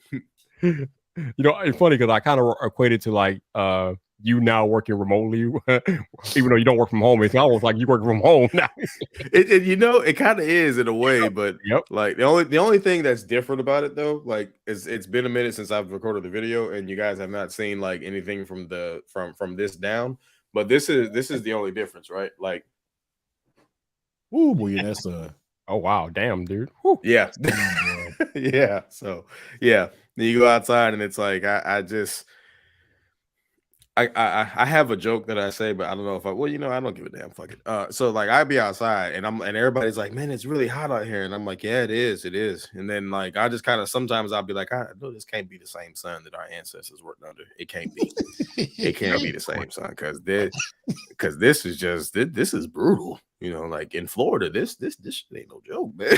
This is horrible. But I like the job. It's fun. Cool. Hey, what did you think about the Google I/O event, Mike? There was a Google event. Oh, never mind. No, I'm just playing. I caught up on it watching like recap videos. I didn't actually watch the whole event yet. I said I was gonna watch it tomorrow morning because I'm usually the first one up here in the house on the weekends. I like the Pixel Watch. Looks nice. Definitely looks nice. I'm kind of interested in that. I like the 6A. Kind of curious as to if Team Pixel doesn't send one, I might pick one up just because I always have liked their A-line phones. And I like what they did with the 7 and the 7 Pro with that like aluminum design with the camera. And I won't say any names. I'm not here to do that or to throw shots or whatever, because I'm sure Viper's got a button for shots fired. But I enjoyed the iPhone feature for the cross compatibility. So I enjoyed that very much. That continuity. Yeah, right. Fluidity. Oh my god. Oh. That's real though, man. I can't wait though. It's exciting. Like what Google did is exciting. I just wanted to all see to come together because I've been asking for premium buds. I like the Pixel Buds A series. A lot of people give them a hard time. I like the A series, but I think they sound good. The battery life was good. I always say I need a premium set of Pixel Buds, and then you give me a Pixel Watch, which I do feel like the watch is a little bit too small. It does look small, way too small. Like, but I'm gonna tell you something. I have actually gotten to the point where like the Galaxy Watch, the 46 millimeter Classic, is too big for me. I can see that. That's so a big watch though. Well, and it's because like being outside at work, like you can kind of see the tan line on my arm. Like it has gotten to the point where like, because I keep it in the speaking case when I'm at work. This is huge. Yeah. And it just is like when you're in an environment like I am and you're outside, you want to like have lighter stuff on you. So like I kind of like the fact that it looks like it might be a lighter watch. Like that's nice to me. I feel it. Some people hit on the fact that the Apple Watch is squared. I like square watches. I'd rather have a square watch than a round watch just for things, man. I don't mind the squared off, but I really do like round for some reason. I don't mind the squared off, but I can see why some people will hate it. But I do like a nice, because that Galaxy Watch 4, not the Classic, I really do like it, and that's what the Pixel Watch mimics to me, like the Galaxy Watch 4. So I was going to see when it comes out. I just want to see how fluid it is. I just want to see. You talking about like this one? I want to see. Yeah, that reminds me of Pixel Watch. You know? What I mean? I got this one.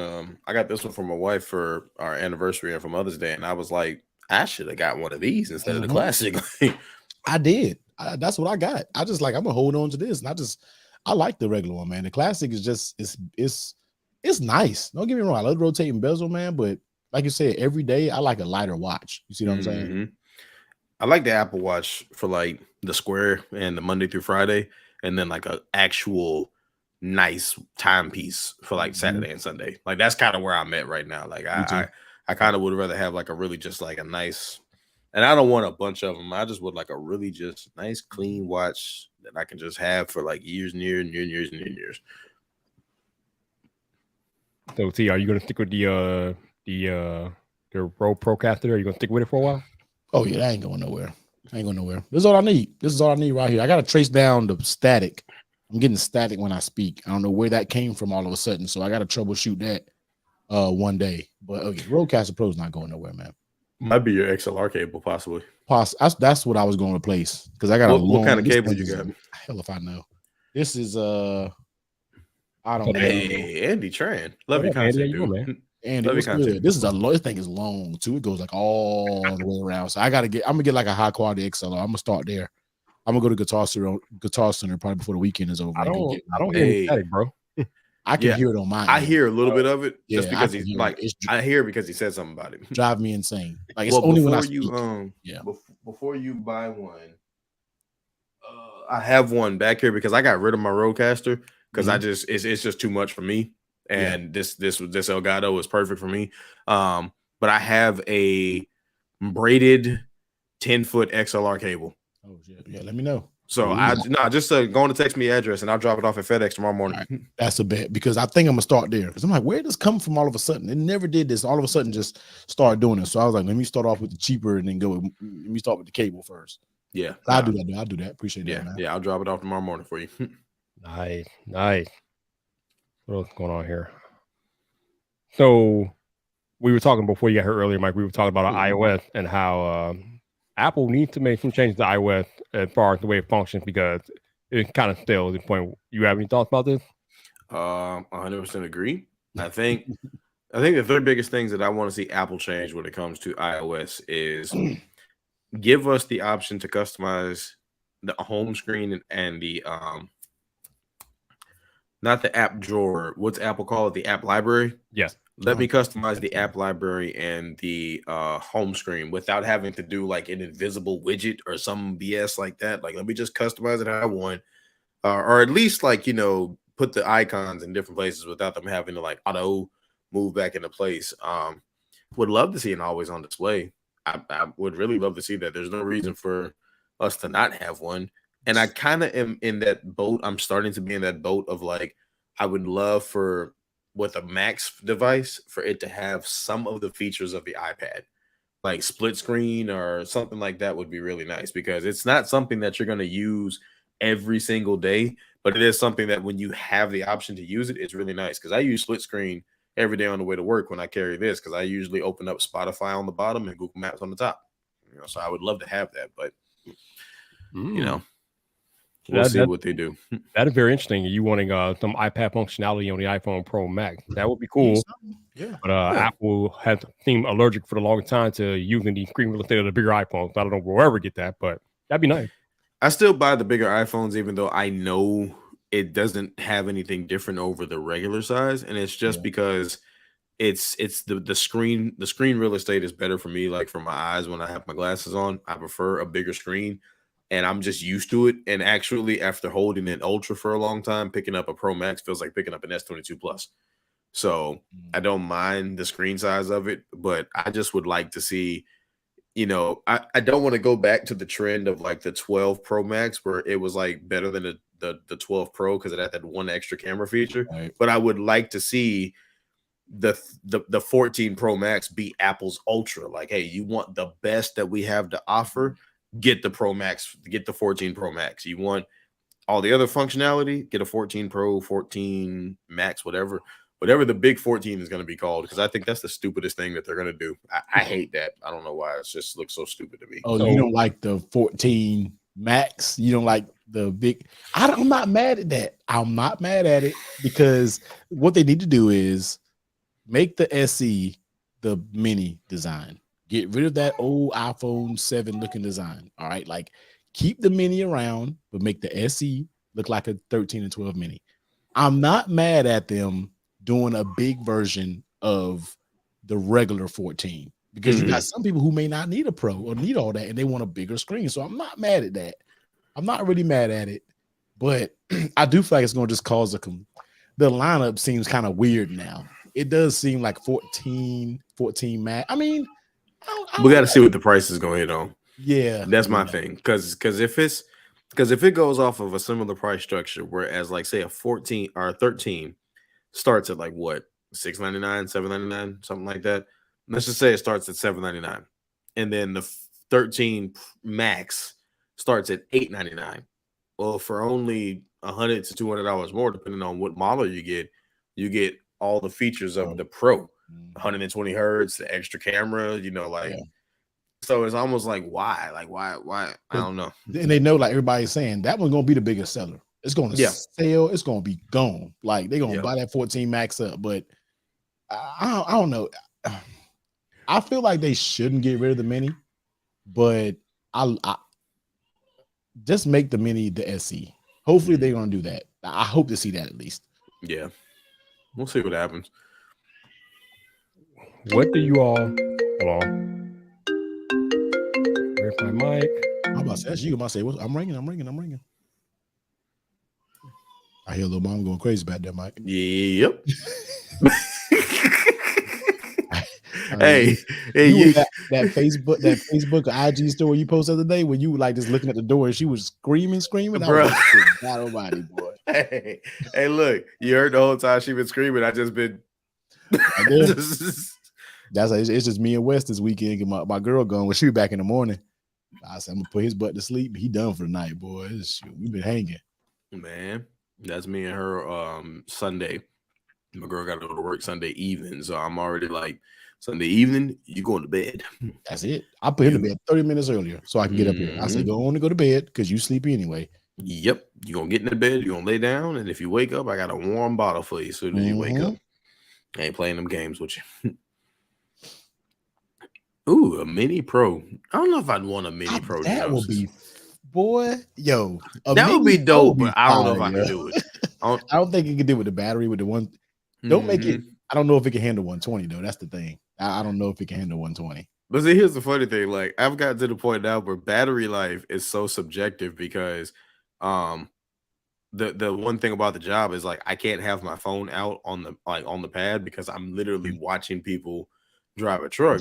So I'm like, I can't be distracted because if I am, they might tear something up. Right. So I come home from work now sometimes, and like today, my Ultra, I got home at 6 o'clock. I'm still at 47%. So if I was to go on Twitter and be like, yeah, I took my S22 Ultra off the charger and at 5:30 a.m. this morning, and I'm at 46%. Somebody's gonna be like, that's the best battery life in the world. I took my phone out of my pocket 3 times today. 3 times while I was at work. Dude, it's not. It's not As a person who was speaking from experience, be very careful about battery tweets on Twitter. I'm just saying they go crazy with that. So I haven't spoken to you. What made you get the Pro Max? Okay, you had the Pro, and the next thing I know, you had the Pro Max. I was like, wait, well, I've always been like a big phone guy, but I got the little one this year because I had the time with the Mini, and I enjoyed my time with the Mini. But I'll kind of have a FOMO over the battery life that y'all kept hollering about with the Pro Max. So I'm like, you know what? Let me pick up the Pro Max. And I got Is it real? Is it real that we've been hollering about? Oh, the battery life is like ridiculous. It's major. So, 13 Pro Max has ruined the way I look at battery life. Yes, it is literally in my mind. I'm like, there's no way it can get any better. Like with the 14 Pro Max, how in the hell is it going to get better? I'm scared to get worse. Can't make this up. Took this thing off the charger at 6 a.m. Thursday. Left the house at 6:30 to go to work. I'm at work all day. I don't have an Apple Watch right now because my Apple Watch. I'm ordering another one because I can't keep away from it apparently. But it's in my pocket. Pulled it out a couple times, checked notifications, whatever. On the break, looked at a YouTube video, listened to some music. Came home, got home about 6:30, pulled the phone out and was like, well, let me go on and top it off before, I get tied up with baby girl. And I freaking pulled the notification thing down and it was still at 84%. Yep. Chico, bro. I was like, I could probably get 2 to 3 days battery out of this phone during the work week. Yes. And that's insane to me. I don't know the whole type of juice Apple been putting on it on Pro Max, but it's legit for sure. But I don't know. Like it just ruined my perception of battery life. Like I hate to be like, well, if it don't get battery life as good as that, man. Hey, the bar has been set, baby. The bar has been set. The only phone that I can say that will probably come close, it won't beat it, but it'll come real damn close is the Pixel 6a. The A line has crazy battery life. Yeah. So that's the only phone that I can see this year. But you better not let Apple come out with this 14 Pro Max and has better battery life than the third. Man, they were ahead of processors. Now they just went ahead of battery now. So now people are catching up with the battery life. And I'm really interested to see how the cameras are this year because going from going from 3 12 megapixel cameras to like now you have like what is it going to be like a 48 megapixel main camera or something like that? Like that, yep. Yeah, I I'm looking haven't forward seen it to yet, but I did hear about it that it is thicker again. So you know I'm that means a perfectly bigger fine with battery that. life. I'm perfectly fine with that. Hey, That let's thing will go. be a brick. Yeah. Go. Oh, and also Brian R. just wanted to say this. Sir, don't doubt me. Just came in the mail today. Shout out to Technical T for the link. Yeah, Mike, you should have said something, man. I got all the colors for the Pro Max. Well, you know, I can send an email off to customer service. Yeah, you know. And actually, black no, one, what? I got the navy this time. Do you still have a black one? Yeah, I got a black one here. Shoot a black one to me. Yeah, shoot a black one to me. We'll trade it. Your case for my XLR. I got to do a video Monday or so, but I'll shoot to you like Tuesday or something like that. Okay, yeah, that's a bet. Yeah, that's a bet. So I'm curious to get you guys thoughts about this rumor that for the iPhone 14 and 14 Pro Max, for the iPhone 14 and 14 Max, Apple's going to stick with the same A15 chip they used in last year's iPhone, and then for the 14 Pro and Pro Max, they're going to use the newer A16 chip. See. Why? Like, why switch now? Why at this point? Now because you know why? Because people are not buying the fucking Pro models. People are buying the 14s. They're not. I mean the 13s. Like, so now they're like, you know what? To get these sales up, we're gonna have to make something different now. I don't like that though. I do not like that at all. I feel like that's a cheap shot. I just don't appreciate it. I just feel like you've been doing it the same way for how many years now? We're on the iPhone 14 about to be, and now you switch it up at this point. Like, I feel like it's like a money grab type thing. You know what I mean? Like, nah. I don't like that personally. Yeah, I think that's cheesy a little bit to me. I think it's like it's an intentional upsell. They're really trying to intentionally upsell somebody into the Pro model. But my only thing is with processors, unless you are a hardcore tech nerd, you won't see the real world difference between an A15 and an A16. So will it really matter to the everyday person? I don't think so. It's just a price thing. It's just a mind thing too. For people to be like, oh, I don't want the last gen processor. I want the new one. So I'm gonna, you know what I mean? Like, I don't know, man. But this DB said chip shortage. I don't know when it comes to Apple with the chip shortage, man. That's exactly why. That's exactly why. Chip shortage. Yeah, I can see that. Bro, when an iPad is not gonna get shipped to you until July. Sheesh. Yeah. Like, matter of fact, because I was looking at one today. That makes sense. That does make sense, I guess. Let me see. I'm gonna tell you guys. Give me just a second. Let me pull the website back up here. That's why I stopped looking at the Mac Studio. Because I was interested in getting a Mac Studio, but those dates are just I want a Mac Studio, but I'm not about to be waiting until September, August to get that thing. I still want a 16-inch MacBook Pro, but if I ordered one today, it wouldn't get here until the end of July. Well, the other thing is, it's not just the chip shortage; it's that I think they're going back into lockdown in China because of COVID. So that's up too. Yo, did y'all see that video on the front page tech video? Fighting and going crazy. That that looked like some Day of the Dead type. I was like, yo, it was crazy. Bro, I was watching that video in my living room, like, I was like, they got that going on over there. This is wild, bro. That don't look like COVID. That look like, brains. They were going crazy. Let's see. iPad Air. But yeah, them delays is even the studio display is delayed. Like everything is back ordered. Everything. Crazy, man. Crazy stuff going on. Let me see here. I don't know. I'm gonna get Mac Studio. I am gonna get one for the end of the year though. I'm gonna upgrade and get one for the end of the year. So you gonna go Mac Studio? Okay, nothing's up, bro. Yeah, I'm gonna get one. Not the studio. I wanted to get the studio display, but I'm not messing with that studio display. I'd rather just get me another of the monitors that I still love my Ergo 4K monitor from LG. I want a second one, but I do want to get a Mac Studio. I'll get one for the end of the year. You need to come to this. You need to come to this. It's too big. Too big, man. That damn thing is too big, bro. Like it's gonna take up my whole desk. I have to move my Xbox, which is fine because I don't play the damn thing. And then I'll have to do something with my camera. Like, where's your camera? Like on top of the monitor. So it's above looking down. Oh, down eye level. Yeah, eye level. Okay. I don't know, man. I've had not that level of ultra wide, but I don't know. I think I'd rather have two displays. So dig this, right? An iPad Pro something that's been out for well over a year now. If you wanted to get a 12.9-inch iPad Pro, 256 Wi-Fi and cellular, the date that I'm seeing is July 7th. Damn.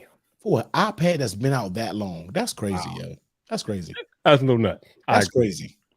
Let's look at the Mac Studio since T1's one. Oh man, I stopped looking at it. I mean, eventually I'm gonna have to put my order in. Diamond. Right, I'm gonna have to put my order in eventually, and then just wait. That's all. So if you want to get a base level Mac Studio, you can get one from Best Buy and have about a 19. I don't want a base one though. I'm gonna have to upgrade it. You know what I mean? Like, cause this is something that I will keep for a while. Like I know I said that with the Mac Mini, but I'm keeping the Mac. If Trenton is watching, Trenton, you already said right, Trenton. The T rich, the Viper's not rich. He is rich. Okay. You have a $1,700 chair. If Trenton is watching, I still ain't got one, motherfucker. If Trenton is watching, and I want my gas money. But you got multiple cameras, okay? You ain't got no room to talk to me. It don't know how many cameras you got? 3. You have a chair for $1,700. A chair now. You got 3 cameras, bro. I got one. Y'all getting sidetracked about each other. I want to make sure Trent understands. I want my gas money December 31st at 11:59:59. Y'all bet on? Damn it. Huh? What y'all bet on again? He bet that I was gonna buy a Mac Studio before the end of the year. Yeah, and he bet me a tank of gas. And I don't care what Trent say. I might have traded in that truck, but I bet it on the truck at the time when I made the bet. The bet was on the truck. So when I win the bet, I want the bet equivalent to a tank of gas for that truck, which right now is about $160. So I want my money. Bet was made on the truck. Oh man, so you want the truck gas, bro? You can't get that gas. Y'all go see that GIF. Y'all go see that GIF on Twitter every day. Funny day, man. Trent's Tech with that 50-cent GIF. I'm gonna need my money today. Yeah, Brian, this is the Herman Miller, man. This is the embodied chair that they made with a Logitech last year. Man, that is the chair they made that cost too damn much money. Yes. It cost way too much money, but it worked for every penny though. Man, look, this chair I have no regret. Man, I know it probably is good. I'm not spending no regret on no damn chair. I can't do it. I spent $350 on this one. I'm pissed off. That's Sony Glass money. Good Sony Glass. Man, before I became a content creator, I thought that way about a lot of things. Like I'm not spending no $800 on a watch. I ain't spending no $3,000 on a camera, and I've done all these things. I can understand that, but I understand. At this point now, I can see because I've been sitting in a chair for 2 years straight. So and now you got to this standing desk. I mean, this is the $800 standing desk, so I probably can't talk. You know what I mean? But the standing desk has been the best thing because I hate sitting down all day. Standing desk has been so clutch. I need to use my standing part of my desk more. Oh my god! Every hour I'm up. Every hour I switch up and down, up and down, up and down every hour. August 23rd for any variation of the Mac Studio that is not the base model. Ridiculous. You would probably do what 64 and 2 terabytes and the maxed out chip. Probably. I'll probably spend money on it. Let's see. Probably Christmas by the time I get that shit. Tugus Mike. What is a Tugus? Tuesday, August 23rd is the earliest date that you could have it. That's the earliest date. That's the earliest date you can have it picked up. The earliest shipping date is 10 to 12 weeks. It doesn't even say date. It just says 10 to 12 weeks. Unless I get one second hand, like I'm gonna tell you when I'm gonna pick one up when they come out with that the Pro doing WWDC. When they come out with the Mac Pro, the new whatever, they're gonna be selling them Mac Studios, and I will be there hands open to get me a second. I will get a second handed one from one of these creators in a hot ass minute. I promise you, I will. Feel like that's what I'm gonna we are do. literally talking about delays right now, but you think they're gonna announce the Mac Pro? I mean, I think so. Why wouldn't they? Yeah, I think so. If they can't deliver it, then why would you announce it? Build the hype. Come on, Vibe. You know about that. Build the hype. You know, if they don't drop it doing WWDC, have they ever done hardware doing WWDC? Oh yeah. So it's rare, but it happens. They already hinted it, so you know it's coming. You see what I'm saying? I know everybody who ran about the Mac Studios, they're gonna be selling them damn things like hotcakes. And guess who's gonna be first in line ready to PayPal? I feel like that's what I'm gonna do. Is I'm just gonna start saving my money now, so that way, like when the new MacBooks come out, I could just be like, "Oh, you're selling your 16-inch with the 8 terabytes and 64 gigs of storage." A 64 gigs of RAM. What are you selling it for? I'm about to 2,500? slide in your DM. Like, You slide in your look. DM real You're quick. selling it for 2,500. Which card do you want me to use? You know, like, Y'all gonna be I'm monitoring right Papa there, like that. open hand, just like this. right, Come on. right. Come on, I got it. I'll be out there Come on. like Rick James and Chappelle. Yeah, that's what me and Mike was doing. We said that, Mike. We talked about that. I said I'm gonna wait till that Mac Pro come out. They're gonna be selling those Mac They're gonna be Studios selling like things crazy. like hot cakes. gonna You be already selling know. But if those dates still be crazy, they're gonna be trying to upcharge, just like they do on Sony cameras right now. Like, I ain't got time. You know what I mean? Oh, for those of y'all talking about Thinker Lab chairs in the chat, I also have the Thinker Lab Evo Titan 2022. I think good chair. Rich. I'm not rich. I don't care for the Secret Lab. I got that for free. They sent it to me, but I ain't really. But Mike, you got the No, I gotta hit the button. I gotta hit the button. You have the you Shots spent fired. all that money on that Gold Ridge wallet. Yeah. How much was that thing? $225, I think. I just got on Ridge Wallet, like partnership wise, and I got some Ridge wallets over there. The white one and the burnt titanium. I was like, Hey, good. Hey, nice, man. man, you know what I'm saying? You want to show love to your boy because I sure was about to buy that carbon and blue one for $150. But you know what I'm saying? all I gotta do is a video on it. So after I do the video part of it, and I'm not. You can send me whichever one you want. I got diapers to buy. I got white. I got the white one and the burnt titanium. I don't know if you noticed or not, but there's a shortage on infant formula right now. And you know, we might be breastfeeding, but that's my excuse, and I'm sticking to it. No, I got you. You know, once I get done with something, you know, I'll send something in a minute. You know, I don't care about that. Yeah, Ridge Wallet is legit. They're pricey, but they are legit. They are pricey, but they are legit.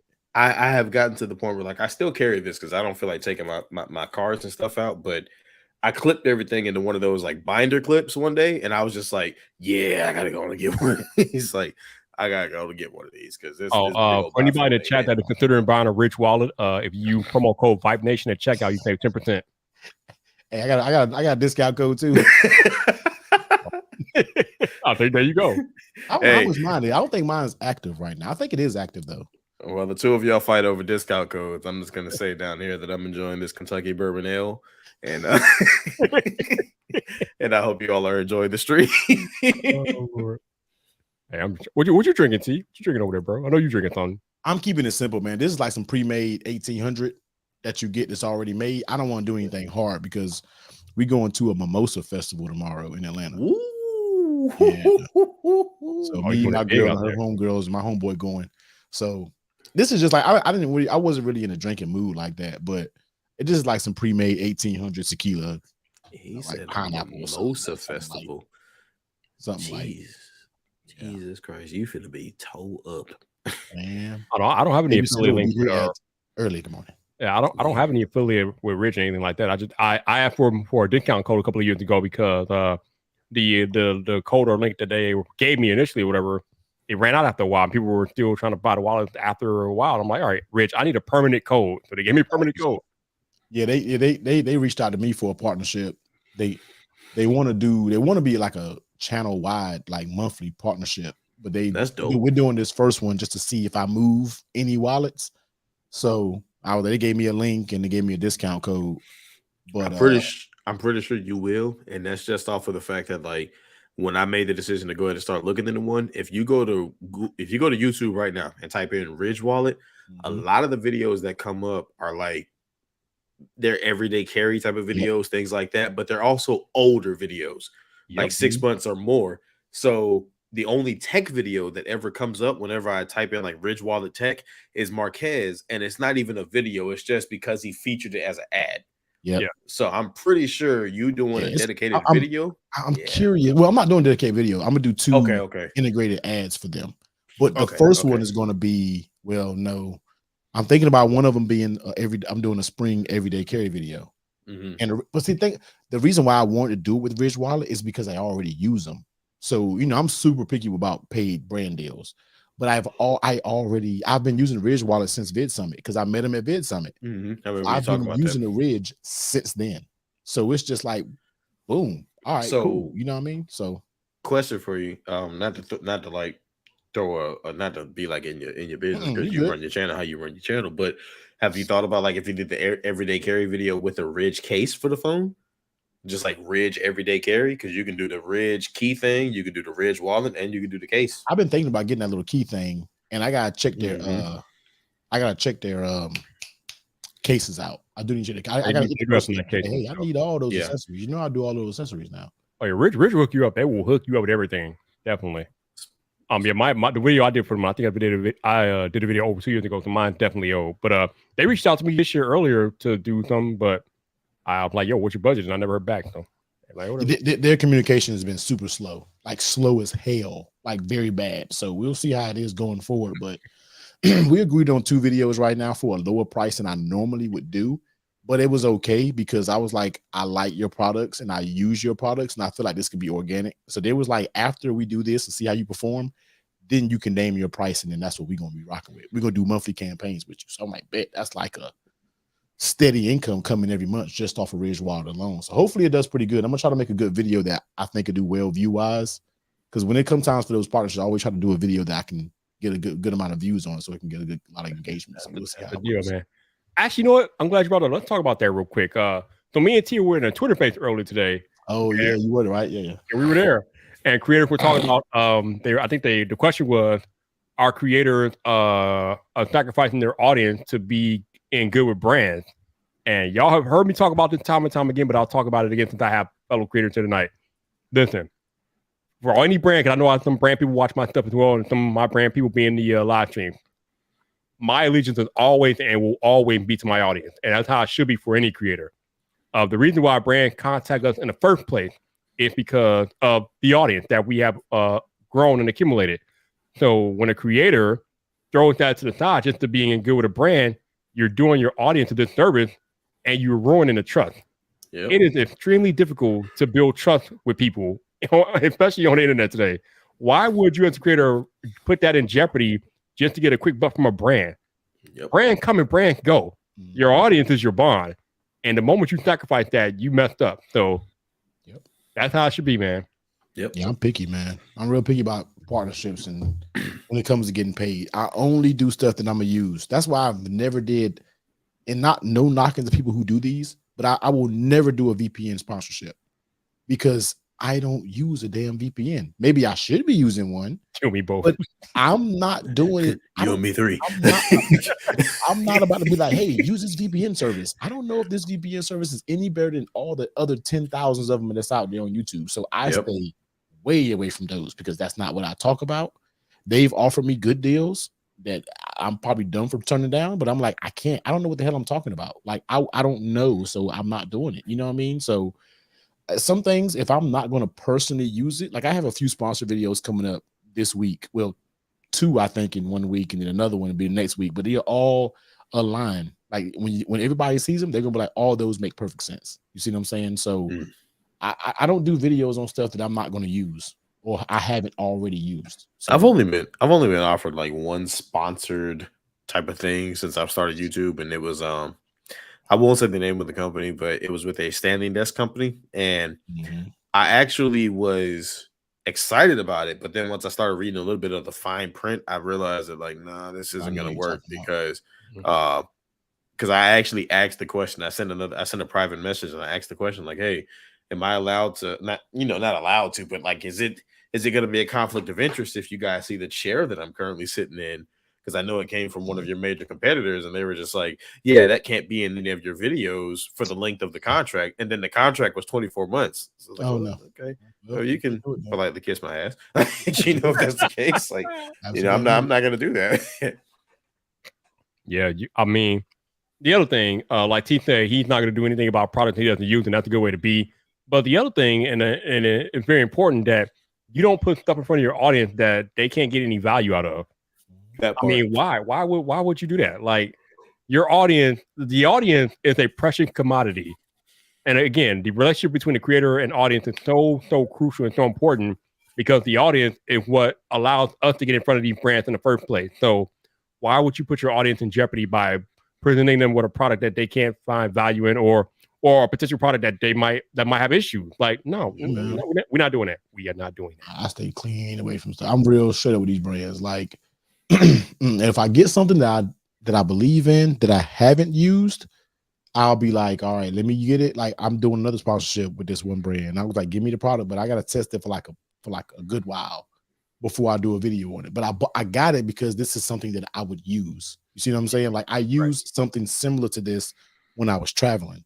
Mm-hmm. So it makes sense. I'm like, let me see your versions. Let me use it, and I can vouch for a product like this. You see what I'm saying? So it makes sense. But I'm real particular, man, about these brand deals, man. Like, I've also gotten to the point where like I will only most of my major purchases are not even I'll say major because I'm trying to be a little bit better with my money. Trying, like case wise, product wise, tech wise, headphones. I generally will. Just like the audience, like our audience trust us. I generally only go to certain sources before I buy a case for something like or anything like that. Like I just don't. And I've gotten to the point now where I'll send people that way. Like I sent someone today towards El Jefe because they were talking about wanting to get a pair of earbuds for work, and I was like, oh well, I don't know much about earbuds, but go to this guy's channel.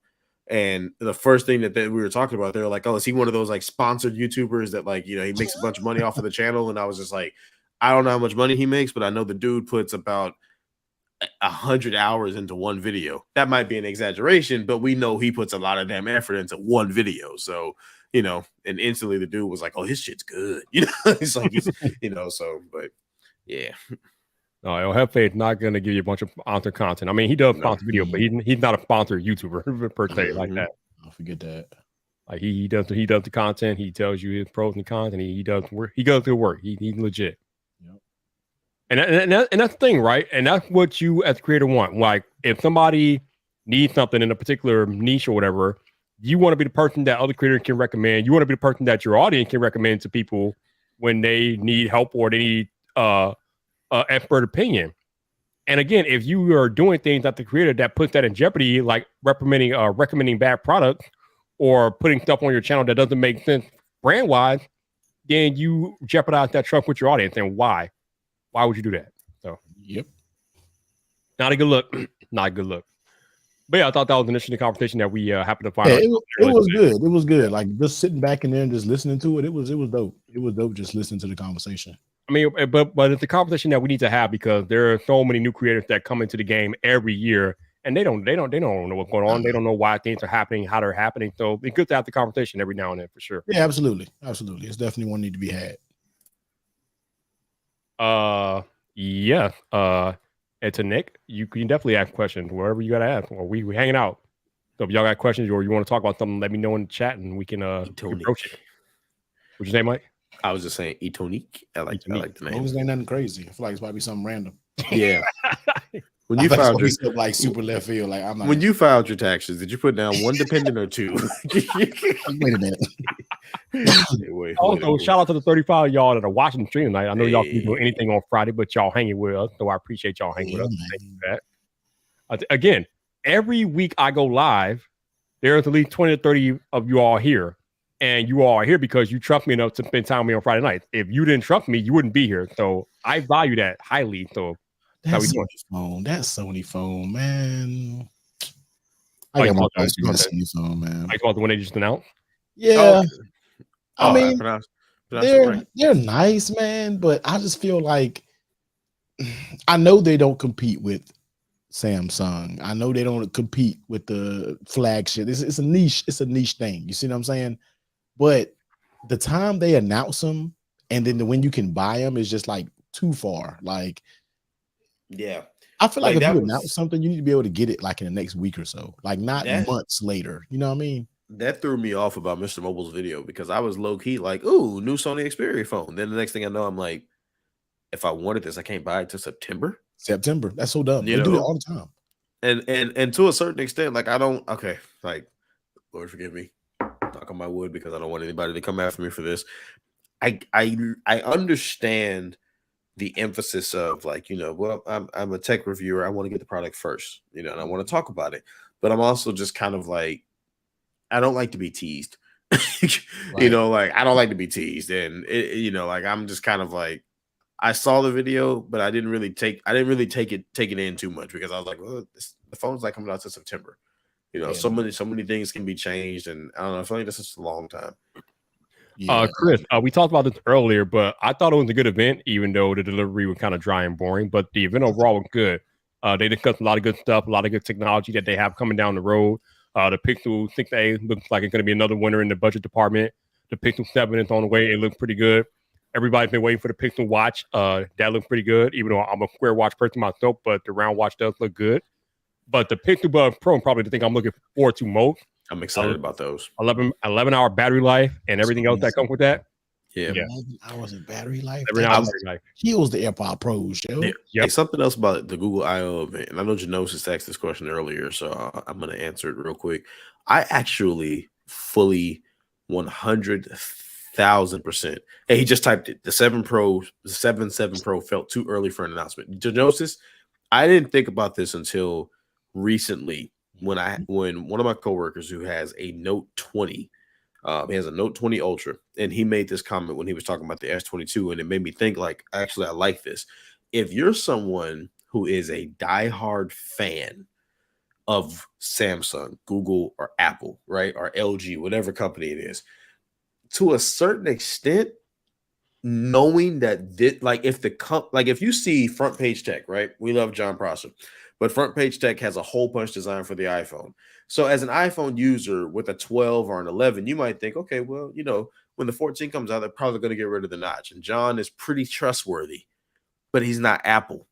But if Apple was to at WWDC say, and a sneak peek of the iPhone 14, and it has that hole punch, now straight from the horse's mouth, I'm waiting to upgrade. Yeah. Versus I'm waiting on a rumor to upgrade, and then the new phone comes out, and you're like, well, this isn't nothing like what the rumor said it was going to be. Because think about if people would have went off of the rumors for the Series 7 Apple Watch. Right. There were so many people who probably were like, I'm going to wait to upgrade because it's going to be a whole new design. And then it was like, gotcha. Nah. Too early. I was like, why y'all do that? Like, I get it. Because they didn't want, but like I said earlier, before you wasn't here, Mike, I feel like they just shot themselves in the foot with the Pixel 6 sales. Like, I feel like ain't nobody going to buy no 6 now. Like, everybody is now just waiting for the 7. Like, it's halted now to where it's just like they don't want to get what you got. We're going to wait now, even though it's and I think I heard Renee Ritchie say this before. But if you need a new phone right now, then there's no way. Go get a new phone. Go get the phone. Go what you need. But if you can afford to wait, if you have that type of leverage, then wait if you want to do that. But if you need a phone right now, it doesn't matter what's coming out later. There's always going to be something better down the line. Always. Just go get what you need right now. I think what Google did was more of a statement. I think they wanted to make a statement. They wanted to control the narrative. Yeah. They wanted to make a statement. They wanted to be like, hey, we got this coming. We got watch coming, Buzz coming. We got a 6, we got the 7, and we got a tablet. Like, I feel like for them, it was just like a slap in the face. Like, we got all of this coming. You know what I mean? I feel like they just put it all on the table. So I can get it in a standpoint with like, oh, nah, we bouncing back. Like, we came out with a 6 Pro, but we bouncing back with all of this now. So I can kind of get it, but then in a way, I'm like, all right, you got big shoes to fill now.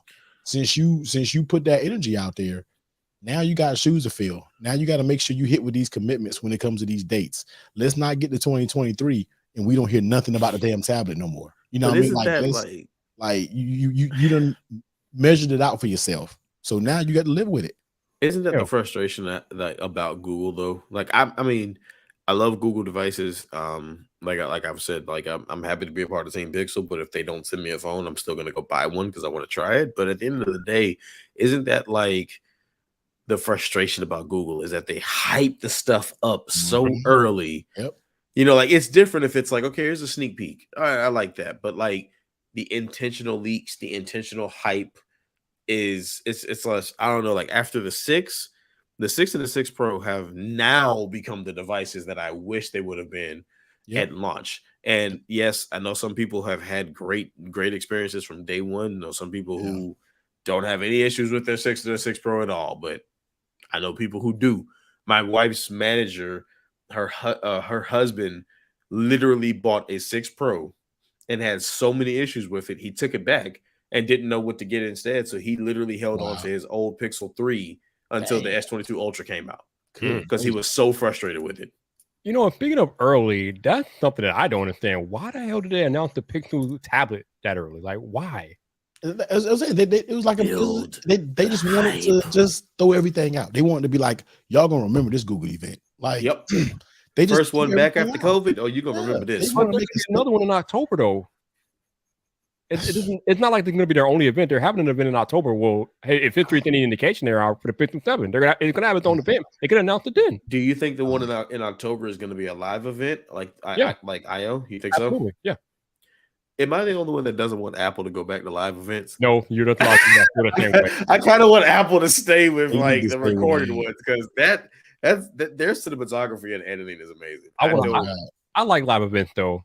So I wouldn't mind a hybrid, but yeah, we know the WWDC is going to be virtual, so that's not going to be live. But the iPhone keynote may be live. We'll see. I don't know. I want it all to stay virtual. I think Apple. I don't know why, but like Samsung events, all right, cool. You know, Google events, cool. Apple does an event, and I'm just like, even if I'm not buying anything, I know it's going to be a great thing. It's like watching another video. You know, it's like it's a good video to watch. Yeah. The thing about Apple and what they've done with their events is that they have really done very well in streamlining them. So basically, you're getting like an hour, and at the end of the hour, you're done, or 2 hours that they, depending on how much stuff they have to announce. But they are very streamlined, and when it's over, it's done. They've done a good job of cutting out the fluff. Yeah. Because Apple events used to be full of fluff, but since they went digital, they have seemed to cut out a lot of the fluff, and I think that's why a lot of people are liking it. And like you said, the cinematography is pretty good as well. But during these virtual events, they have cut out a lot of fluff. Mm-hmm. But we'll see, man. I like the Google. Everybody, Google over everything right now. I'm just like, all right, now they just got to deliver. That's all. Google always finds some way to F something up. And no, that's not me being a Google hater or Apple fanboy, but I'm playing off of history. Google always has a history of effing something up. So no, they got commitment issues. They do, man. So it's just like you shouldn't have ran your mouth. Oh, this is coming this year. All right. Well, you better make sure the shit comes then, because that's going to be another X off your card. So we'll see. I'm excited for Google. I hope they come out with all of these things and they all exceed our expectations. I really, really hope it does. But we have to just see. I hope you learned something from the Pixel 6 launch and the way it was just a mess. You know what I mean? I feel like they rushed Tensor. We're going to see what this Tensor 2 got going on. That's all I got to say. I mean, but you can't say that because everybody thinks you hate on Pixel. You hating on Google. No, it's just me. I'm looking at it realistically. I mean, look at all these people he named off that had issue with the Pixel 6 Pro. I mean, dude. I had the same issue with 2 Pixel 6 Pros.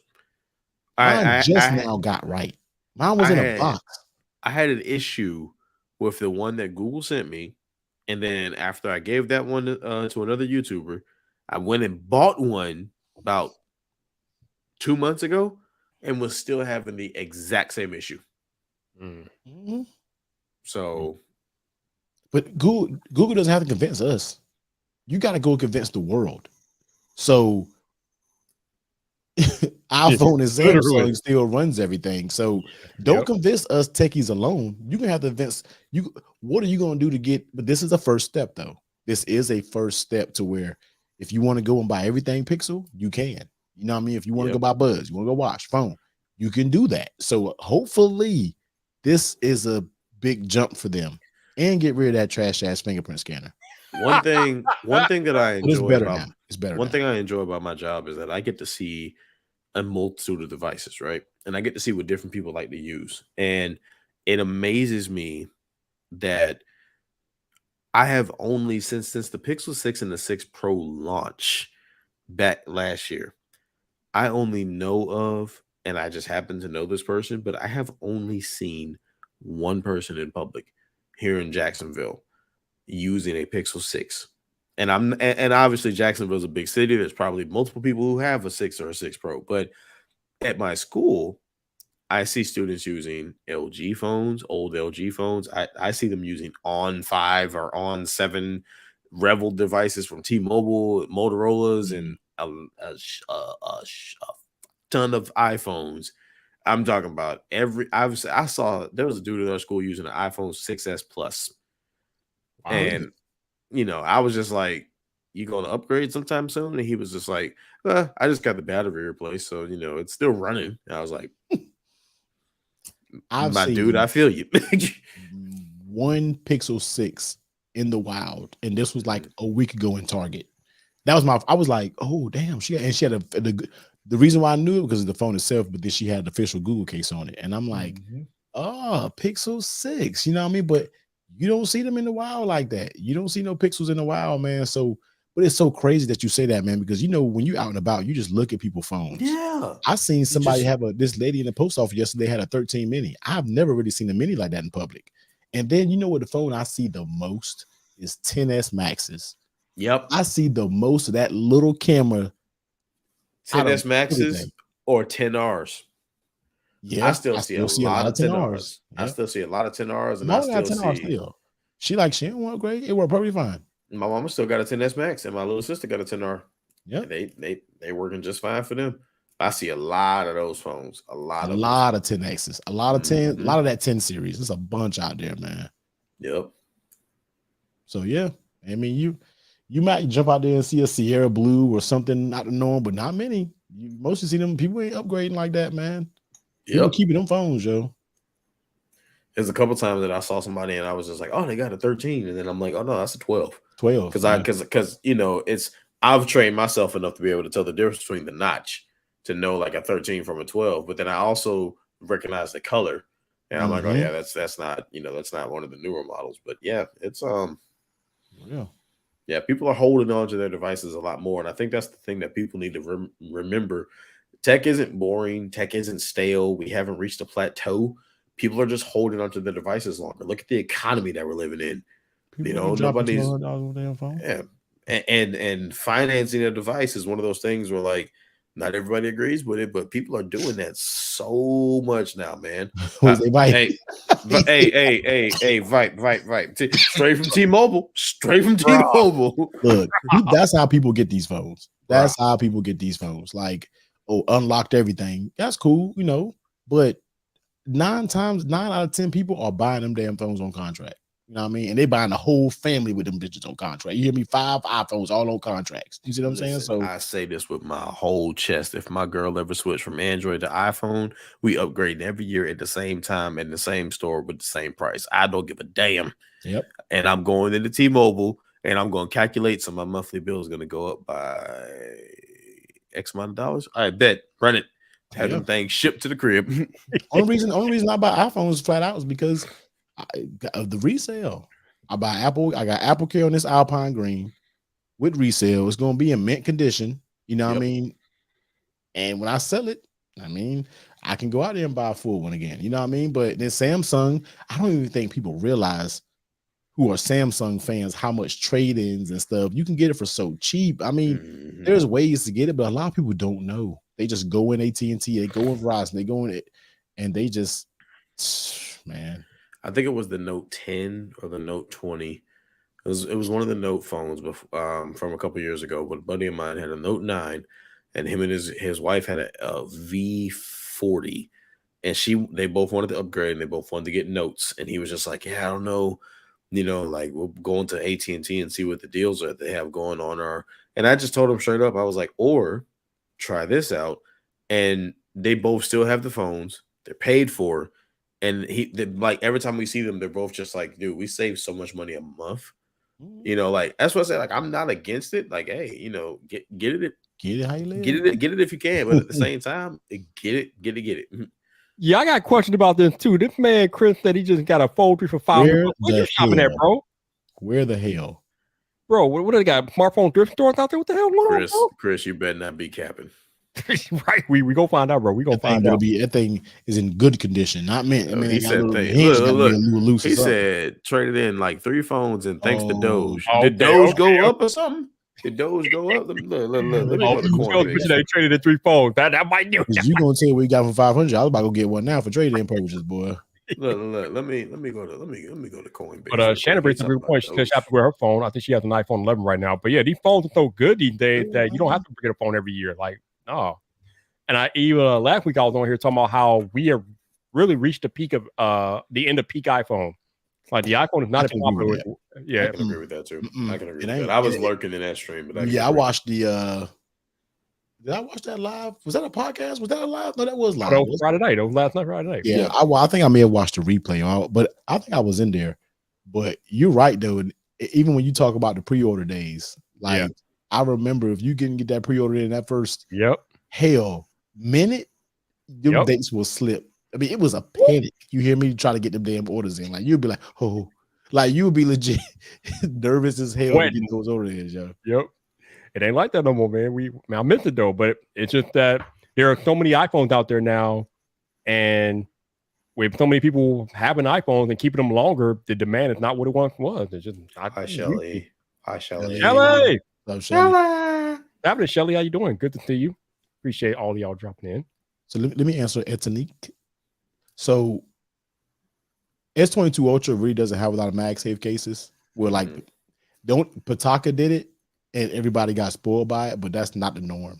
So 99% of cases aren't going to have magnets in it. You only get your rare few, like this rock form case. The whole back of this case, but this is a rugged case. But the whole entire back of this case is a magnet. So I can throw this on my refrigerator and it'll stick. You see what I'm saying? So most cases aren't going to have magnets in them. So that's just the reality when it comes to Android devices. Unless a Pataka makes a case for it. If Pataka makes a case, they didn't have a magnet. But other than that, yeah, it's not going to happen. Genosis, say it again for the people in the back. That last part. Jesus, that last part. He said, he said something about people crying that Tech is boring. Tech is not boring. I don't think Tech is boring. But again, like I said last week, we have definitely reached I should say peak iPhone is over with. It's not really. It is. It's not, the hype ain't there no more. Like not there. With me, it's like, remember, you used to be waiting for the new iPhone to drop. Now you're just like, well, I know I'm gonna get it. You know, but here line for iPhones, man. But here's the thing: people have gotten so accustomed to like the shock and awe of tech, right? That they don't realize that peak is not a bad thing. Peak iPhone means you're getting the best damn iPhone that they got, you know. But people are so conditioned now that it's like we're at peak iPhone. That means the iPhone is boring. It's trash. I don't want one this year. Why? This is probably going to be one of the best ones they've released in several generations. You get no notch. You get a better, improved camera. Thicker design means it's probably going to be a better battery over the 13. Like, well, you know, I thought the jump from the 12 to 13 were bigger than what people thought it was. It is. That was a big, I don't care. They may look the exact same, but the more you looked into it, because I was one of those ones at first, like, nah, but the more you use that 13 and you be like, damn, it was just the cameras, the battery, like the 120 hertz, you felt that improvement. You see what I'm saying? So I think a lot of people would start to kind of, you know, that was it's not that big of a difference. Nah, when you really look at it and use it, it is. There was a big difference between that 12 and 13. They did look the same, but that was a big difference, man. What I noticed that going from when they brought out the iPhone 11, battery life was so good on the iPhone 11 Pro models, at least the Pro Max, and then the battery life took a hit on the 12 Pro Max because 5G got real. Yeah, that part of it. But yeah, battery life definitely took a hit. But then they kind of corrected it with the iPhone 13 Pro Max, and now battery life is like ridiculous. So hopefully it doesn't take a dip next year or this year with the 14 Pro Max. Hopefully, and if it is thicker, then battery life should be on par with what it was last year. So that's what I'm hoping for. I will say this, like, because I kind of don't feel obligated to cover phones anymore when it comes to my personal content, because I'm still trying to figure out what direction I want to go in. I actually don't feel that pressure to upgrade or get the new iPhone as soon as it drops. I kind of want to wait a month just to see, like, okay, how is it for people like y'all that get one? How is it compared to a 13 Pro Max? Is it worth jumping into it? Because I think it's Roberto Blake is one of the people who he doesn't upgrade every year. He upgrades every other year. Yep. You know, so I'm kind of at that point now where I'm like, this thing I might hang out with this thing till next year. That's my girl. My brother just updated from the 10S Max. Yeah. Like literally a month or so ago, he went and got a Sierra Blue 13 Pro. Now he'll keep that damn thing until the 17 come out. You know what I mean? Yeah. Like my girl, she does every other year. She has a 12 Pro. And she was like, okay, I skipped 13. I'm gonna get there. Then she was like, oh, I'm definitely getting 14 because it's gonna look a little different. You know, but she's not type, all she knows is iPhone. So and see, and I've kind of gotten to the point where like I like the odd number devices because I feel like the odd number devices are somewhat of the S device now. Because if you think about it, we have the 10S and then we had the 11. The 11 was an improvement over the 10S because we got an extra camera, better battery. Then the 10S or the 11, we got the 13. We went from 60 hertz, 120 hertz, better battery, better design. So I feel like the 14 is going to be nice, but that 15 is going to be the refinement of the one that comes out this year. Right. So, you know. Yep. But I'm also Tech King Mike, so probably see one within a week or two of the release. Shut up, T. I didn't. T. Nobody asked you to comment. I understand this is a public stream and a public forum, but you know this is. You gonna see them? They go pre-orders get special. They come out with some of the dope colors they talking about. I think the only color they're going to, I just want to give us, can you just get us different colors? Like, and stop doing this mid-cycle refresh of a new color. Like, just. Ooh, I hate it. Why? Can you give us a product red Pro Max? Could you imagine a product red Pro Max with that frosted red? I don't want it. I just want a fire. I just want a black iPhone. Just black. Cut the crap. Cut this graphite space gray. Yeah. Give me a black iPhone. Black ass iPhone. I want an iPhone black like the borders of this stream. I was just about to say that. You see the border of that stream? Yeah. Just about to say that. You see the border of that stream? That's the color with my iPhone. I want to pull out an Ace of Spades and be reminded of my iPhone. That's what I want. Right here. I want my iPhone black in this cabinet. Let's go. A jet black and tea do-rag. Let's go. Yes, bro. Can you imagine an iPhone like this? Right. Like, an iPhone like this. Yes. My goodness. Talk about that's what the people want. That's what we want. A black iPhone, a real black iPhone. Classic space gray graphite. We want the dark mode of iPhones, okay? The real dark mode. 7 Plus. Remember that jet black 7 Plus? Bro. That was it. I didn't care how many scratches it got. That bit was pretty. That bit was pretty. That thing was a pretty phone. I don't know why. I don't know why Apple got away from the actual genuine black color iPhones. I don't know why. Weird. It would be this weird ass aesthetic that's just like, now you got this, and then you had the midnight blue. Okay, so I'll ask this because this was something I was thinking about the other day. What color out of the new iterations for the past 3 years? So we had the midnight blue. What was it? So we had midnight green, Alpine green, Pacific blue, Sierra blue. Out of those 4 colors, which one do you think should be a permanent color in their lineup? Sierra blue. Yeah, I agree. Yep. I agree. Because the midnight green was nice, but from certain angles, it looked like space gray. And the Pacific blue was nice. I mean, I'm a fan of everything blue. It was dope, but it was too muted for me. Like looking back on it, it got boring. Really? Yeah, looking back on it, it got boring too fast. Sierra blue has yet to get like, boring to me. Still hard. This thing is still fire. Even with me with the Alpine green, when I look at that Sierra blue is still so dope. Sierra blue is so cold to me. I'll use a clear case. Like this thing is so cold. I use a clear case. Yeah, man. Yeah, buddy. Yeah, boy. Yeah, boy. I love my cold iPhone, but this is hard. Yeah, this is lovely. Yes, sir. Yeah, Sierra blue. I think the same thing. I don't know what made me think. I wonder what I looked back at a picture of Sierra blue. I mean, of Pacific blue, and I was like, damn, that Pacific blue was nice though. I ain't gonna lie. It was. Now, it was. They need to give us the blue that's on that iPad Air. That blue that's on that. Oh my god. Gradient. That's gradient. Okay. I like something though. I'll say this. I would love it if Apple made the colors uniform across the board. Like whatever colors 12. We have on the iPad, give us that on the 12 and the 13 or whatever. Like do it across the board. Right. Man, I'm pretty sure they have to do like manufacturing. They probably can't manufacture in the quantity that they would need to meet demand. So I say this with the utmost respect and from my whole chest. Fuck that. This shit is talking about a purple, right? I'm not mad at a purple. I wouldn't get a purple, but I can see a purple pro. I can see a purple pro series. The right purple, I can see them doing that. I'm sorry for those watching with children. Never change, Mike. Never change. Never change, Mike. That Sierra blue, though, probably I'll say the best color cases, the best color phones, probably for me, is the jet black at Sierra blue and the graphite 6S, the graphite 5S. That was cold. That was cold. I like that one too. I love my Alpine green. I ain't gonna lie. I love my Alpine green. I like it because ain't nobody got it. I seen that Alpine green in the store, and I was just like, it just looks like what I wish the midnight green looked like. Listen, T, yeah.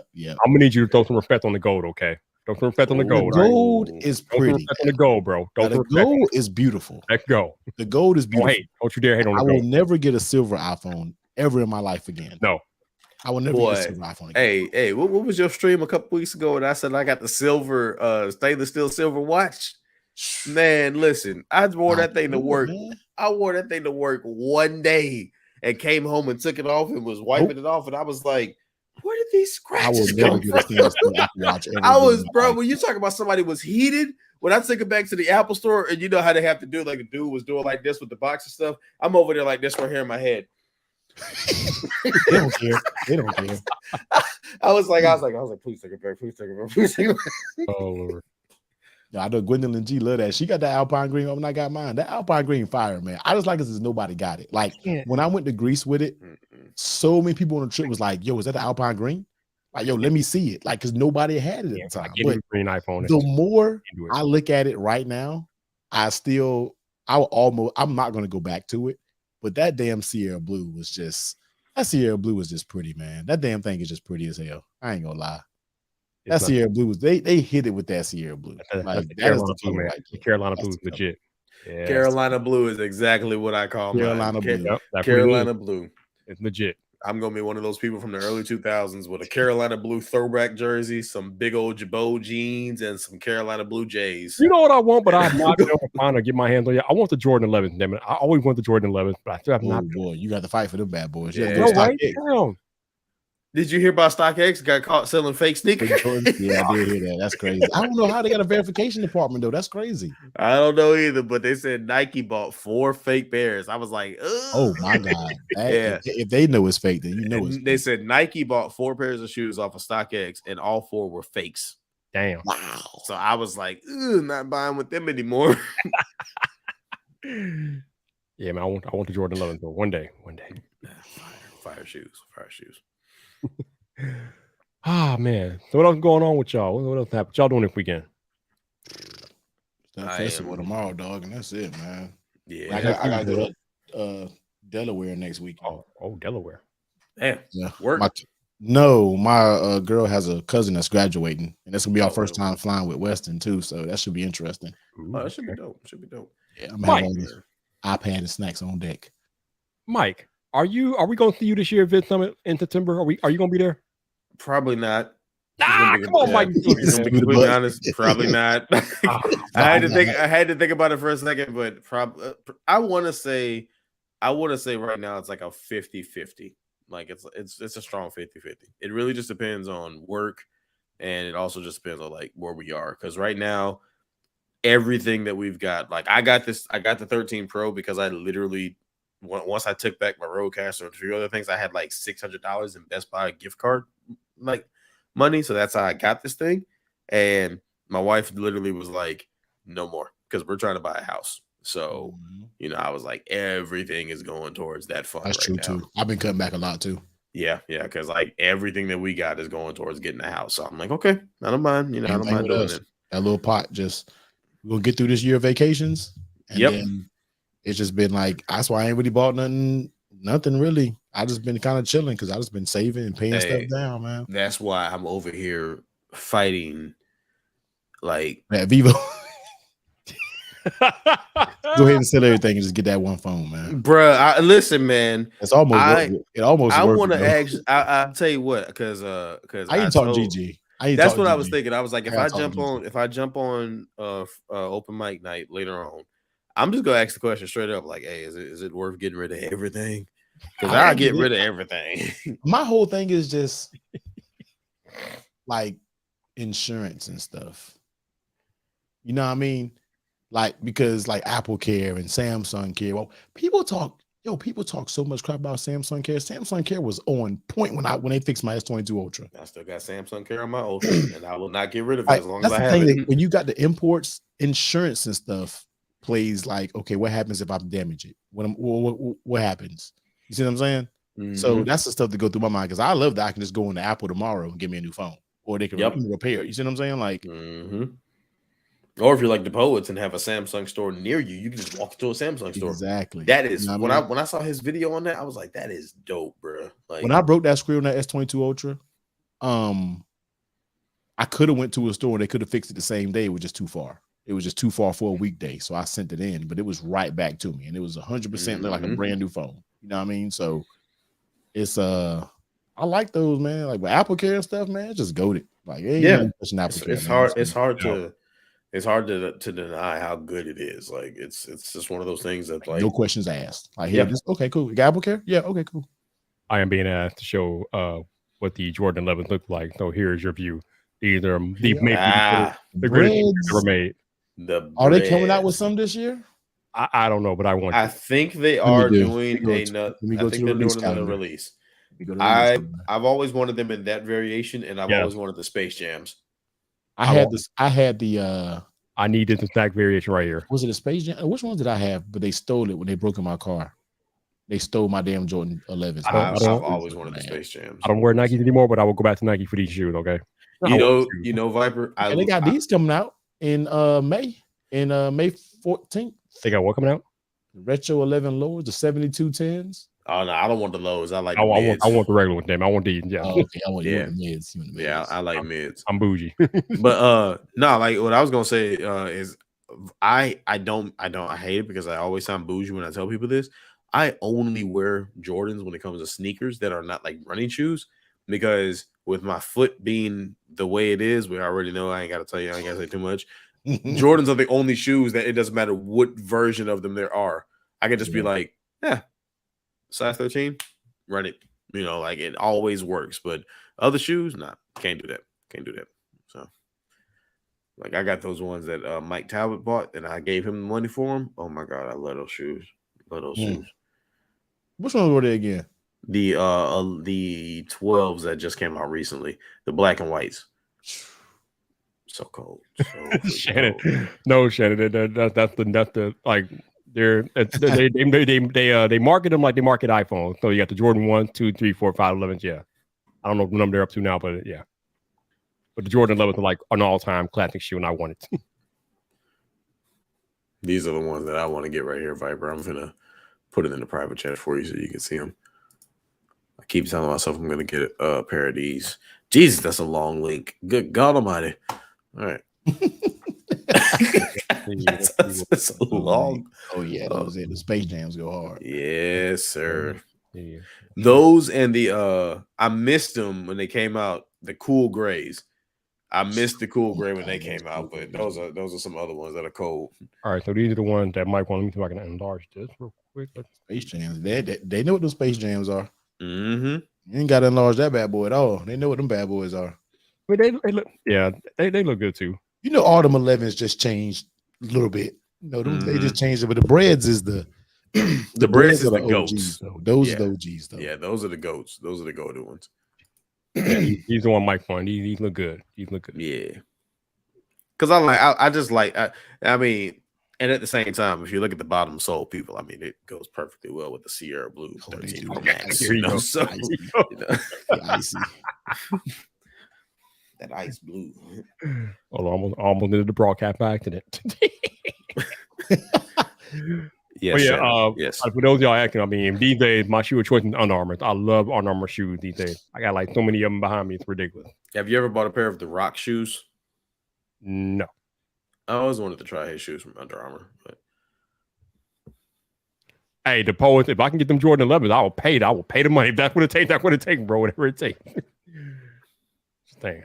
Them are the single greatest pair of gym shoes ever made. I need those. I need those in my life. See, I can understand the Poet's point of view because, like, I used to be like that, but then someone had to present it to me in a way where it's like you won't spend $385 on the pair of sneakers that you wear maybe once or twice a month, right? With a particular outfit that you like, but you'll spend that much on a watch, you know, that you wear with a particular outfit, you know, like and it kind of hit me like it's not necessarily sneakers. It's more so like it's a compliment of the outfit. Because I've got shoes that I've only worn with one suit that were $200, you know, but they're still sitting in the closet, fresh as can be.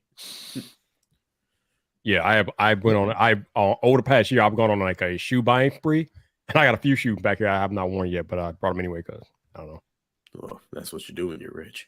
That's it. I ain't rich, but yeah. Oh man. Oh man. Anything else going on? Mike, any thoughts on Elon potentially taking over Twitter? Nah. I didn't think. Nah. I think it's much to do about nothing, and people overreacting more or less. Yeah, that's all it was. People just hate Elon for whatever reason. I mean, I know why people don't like him, but it's just like, okay, whatever. It's not gonna change the way I tweet, so whatever. Nah, no. Unless they take it away from me, it ain't gonna change nothing for me. Even if they took Twitter away from me, I wouldn't even be mad. Yeah. Like, damn, I can't tweet anymore. Damn, that's crazy, man. Yeah, man. No, listen, James. I don't need a 1 terabyte James, phone, bro. How much of that terabyte? You're using like 120 gigs of that terabyte. No. James actually using according to him, he actually using like a lot of it because I guess he does a lot of video. Mike, you got one, don't you? Yes, sir. And How Mike much you uses a lot using of it too. 473 gigs. See, but Mike's had a child The though. whole Marvel series? Mike is excused. He just had a child, so he's excused. I'm using. Let me see how much of my 256 I'm using. Let me say this. I'm not even using 100 gigs. Yeah, I'm with T. My standard is 256, and that's all I need. I am using 53 gigs of my 256. I told people I can get away with the 128. Hey, don't be sorry, ho. Just be better. I am using 100 gigabytes of my 256. So yeah, I don't got nothing on here, but the most up here is apps and photos. Just a small little slither. That's my thing. My thing is a combination of photos, apps, and downloads like like videos, music, and stuff like that. But I have a rule of thumb now where if I use more than half of the storage, I have to go to the size above it.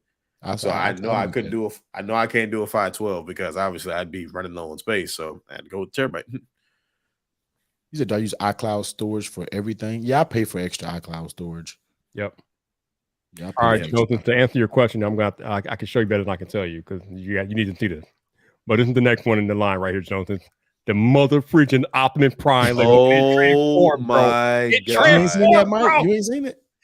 I have been at work. Oh, you've been at work. They were talking about this on Twitter. My God. People, day one, I will have this. Okay, day one. When is it? June 1st. June 1st. I see. Day one. It is on my calendar. I will have the Lego set day one. So what does it look like when it's in the truck form? How many pictures? Do I have a picture of it? Oh, let me check my calendar real quick. Oh, here we go. Looks like that. That's dope. Damn, not only does it a Lego, I can't believe it transformed, bro. It literally, bro. I mean, but think about it. You would have to have it's only right that it does though. It's a transformer. These needs to be transformed. What is I don't know if there's a Megatron version, at least not yet, but I will have this day one. June 1st is on a Wednesday. The 3rd. See, Mike understands his time. He making arrangements for that day. I don't get paid this week. Day one, yo. Day one. We're not messing around, baby.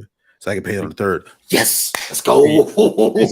Yes. See, they called me slipping with the DeLorean because I didn't know when it was going on sale. I know when this is going on sale. Damn that DeLorean. Damn that DeLorean. That's going to sell out. This is top priority right now. This is top priority. I might have to buy that on the 1st and just recoup until the 3rd because that is dope. And it freaking transforms. Like, is there a video clip, bro? Is that a video clip on the black picture? Like, what is that? I don't know. Let me a second here. Oh, I can edit the link for you. You can do that what you will. Let me see you. Oh my God! Oh no, that's a diagram. Okay. So how tall is it? 13.5 inches. Shit, that's pretty good, man. Yeah, that ain't small. Oh, you got video. Here we go. Oh, we got video. We got video. Oh, music. I can't play the music. Damn it. Can't play music. DMCA. Let me let's play the video. All right, here we go. I can't really transform though. Oh my God. Bro. It transformed, bro. It transformed. So what you gotta do to get it to transform? I think it's gonna like bend down. You gotta push it down. Yeah. Here it comes. Transformer. There you go. Yeah. Oh boy. Why is this so freaking dope? Yeah. It's hard. Oh man. Oh hell yeah. Man, that's dope. Bro, and it's a Lego set. day It's a one. Lego set. They showing out And now. it's under $200, like Janosis said. That's Bruh. gonna be gone. That thing's gonna be Day gone. one, y'all. Day I gotta one. go. You know what? If you It's end gonna the be stream while I'm gone. gone, it's been real. I gotta go tell my wife about this real quick. That's gonna be gone. Like, Bruh. I legit want one just because it looks dope. I've never even did one of those Lego sets. It will be gone on day one. It will be sold out day He one. gonna have it in the background of his next I video. will probably put it back there. Yeah, I'll put it right back there. Do it. Do it. Do Seriously, I might. hey, do it. It could be a project with you and Do it. Weston. Real? No, I can't. Weston can't touch this because he'll even have the Lego piece somewhere lost. And I'm be mad as hell. Hell no. Weston cannot. This is something like when he sleep that I come here now and do it. Like he cannot touch this. Yo, the poets. I respect that. Hey, you Word ain't gotta up. open But it. You ain't that's gotta open true, it. too. Hey, you Real, know that's what, the true, poets? At that price, I might buy two and not open the box, just so I can open one and play with it. Like I That's promise true. you, that Keep is that thing unopened, man, in mint Bro, condition. day one. Day one. I am staying up late that night so I can buy one. Viper, you know the one Lego set that I keep telling myself I want to buy when I have money like that to afford one. Well, which one? The Millennium Falcon. Wow. You talking about the real big one, right? Yes, the $800 one. I think it's discontinued though, ain't it? No. Every time I go to the Lego store here in Jacksonville, they always have like two of them out there, and I always look at it and I'm like, what is it? Somebody got to show me a picture of this. Yeah, Viper got to pull it up. It is $799.99, but it is the biggest Lego set as far as pieces and size ever. How many pieces is it? I think it's like 7,000 pieces. Oh hell no, I'm not doing that. That's just I can't even, man. My mind can't even equate around that, man. If it was, I mean, all I know is like at one point I had looked at like the dimensions of it, and it was bigger than the coffee table we had at the time. Oh my! All right, y'all, here we go. $799. Yeah, that thing is huge. Yeah, 7,541 pieces. It's still in stock too. It's still in stock. At $800, of course, it better be. I was gonna say it's still in stock. But they got like a live picture, like it's somebody standing next to it or something. I'm pretty sure I can go on YouTube and find something. It needs to leave me alone. That's all. Look at that box. Yeah, box. It looks small, but that's a big ass box, y'all. That's a big ass box. That's a big ass box. I just need. I'm gonna have to go on YouTube and look at it. Oh, hold on, that's he got a big ass table right there. Here we got here. That's not even it. What are we doing here? What the hell is this? Yeah, this is some type of like intro to it. You can skip ahead a little bit, probably. Oh, there we go. Oh, that is big. Where you gonna put that big ass thing, Mike?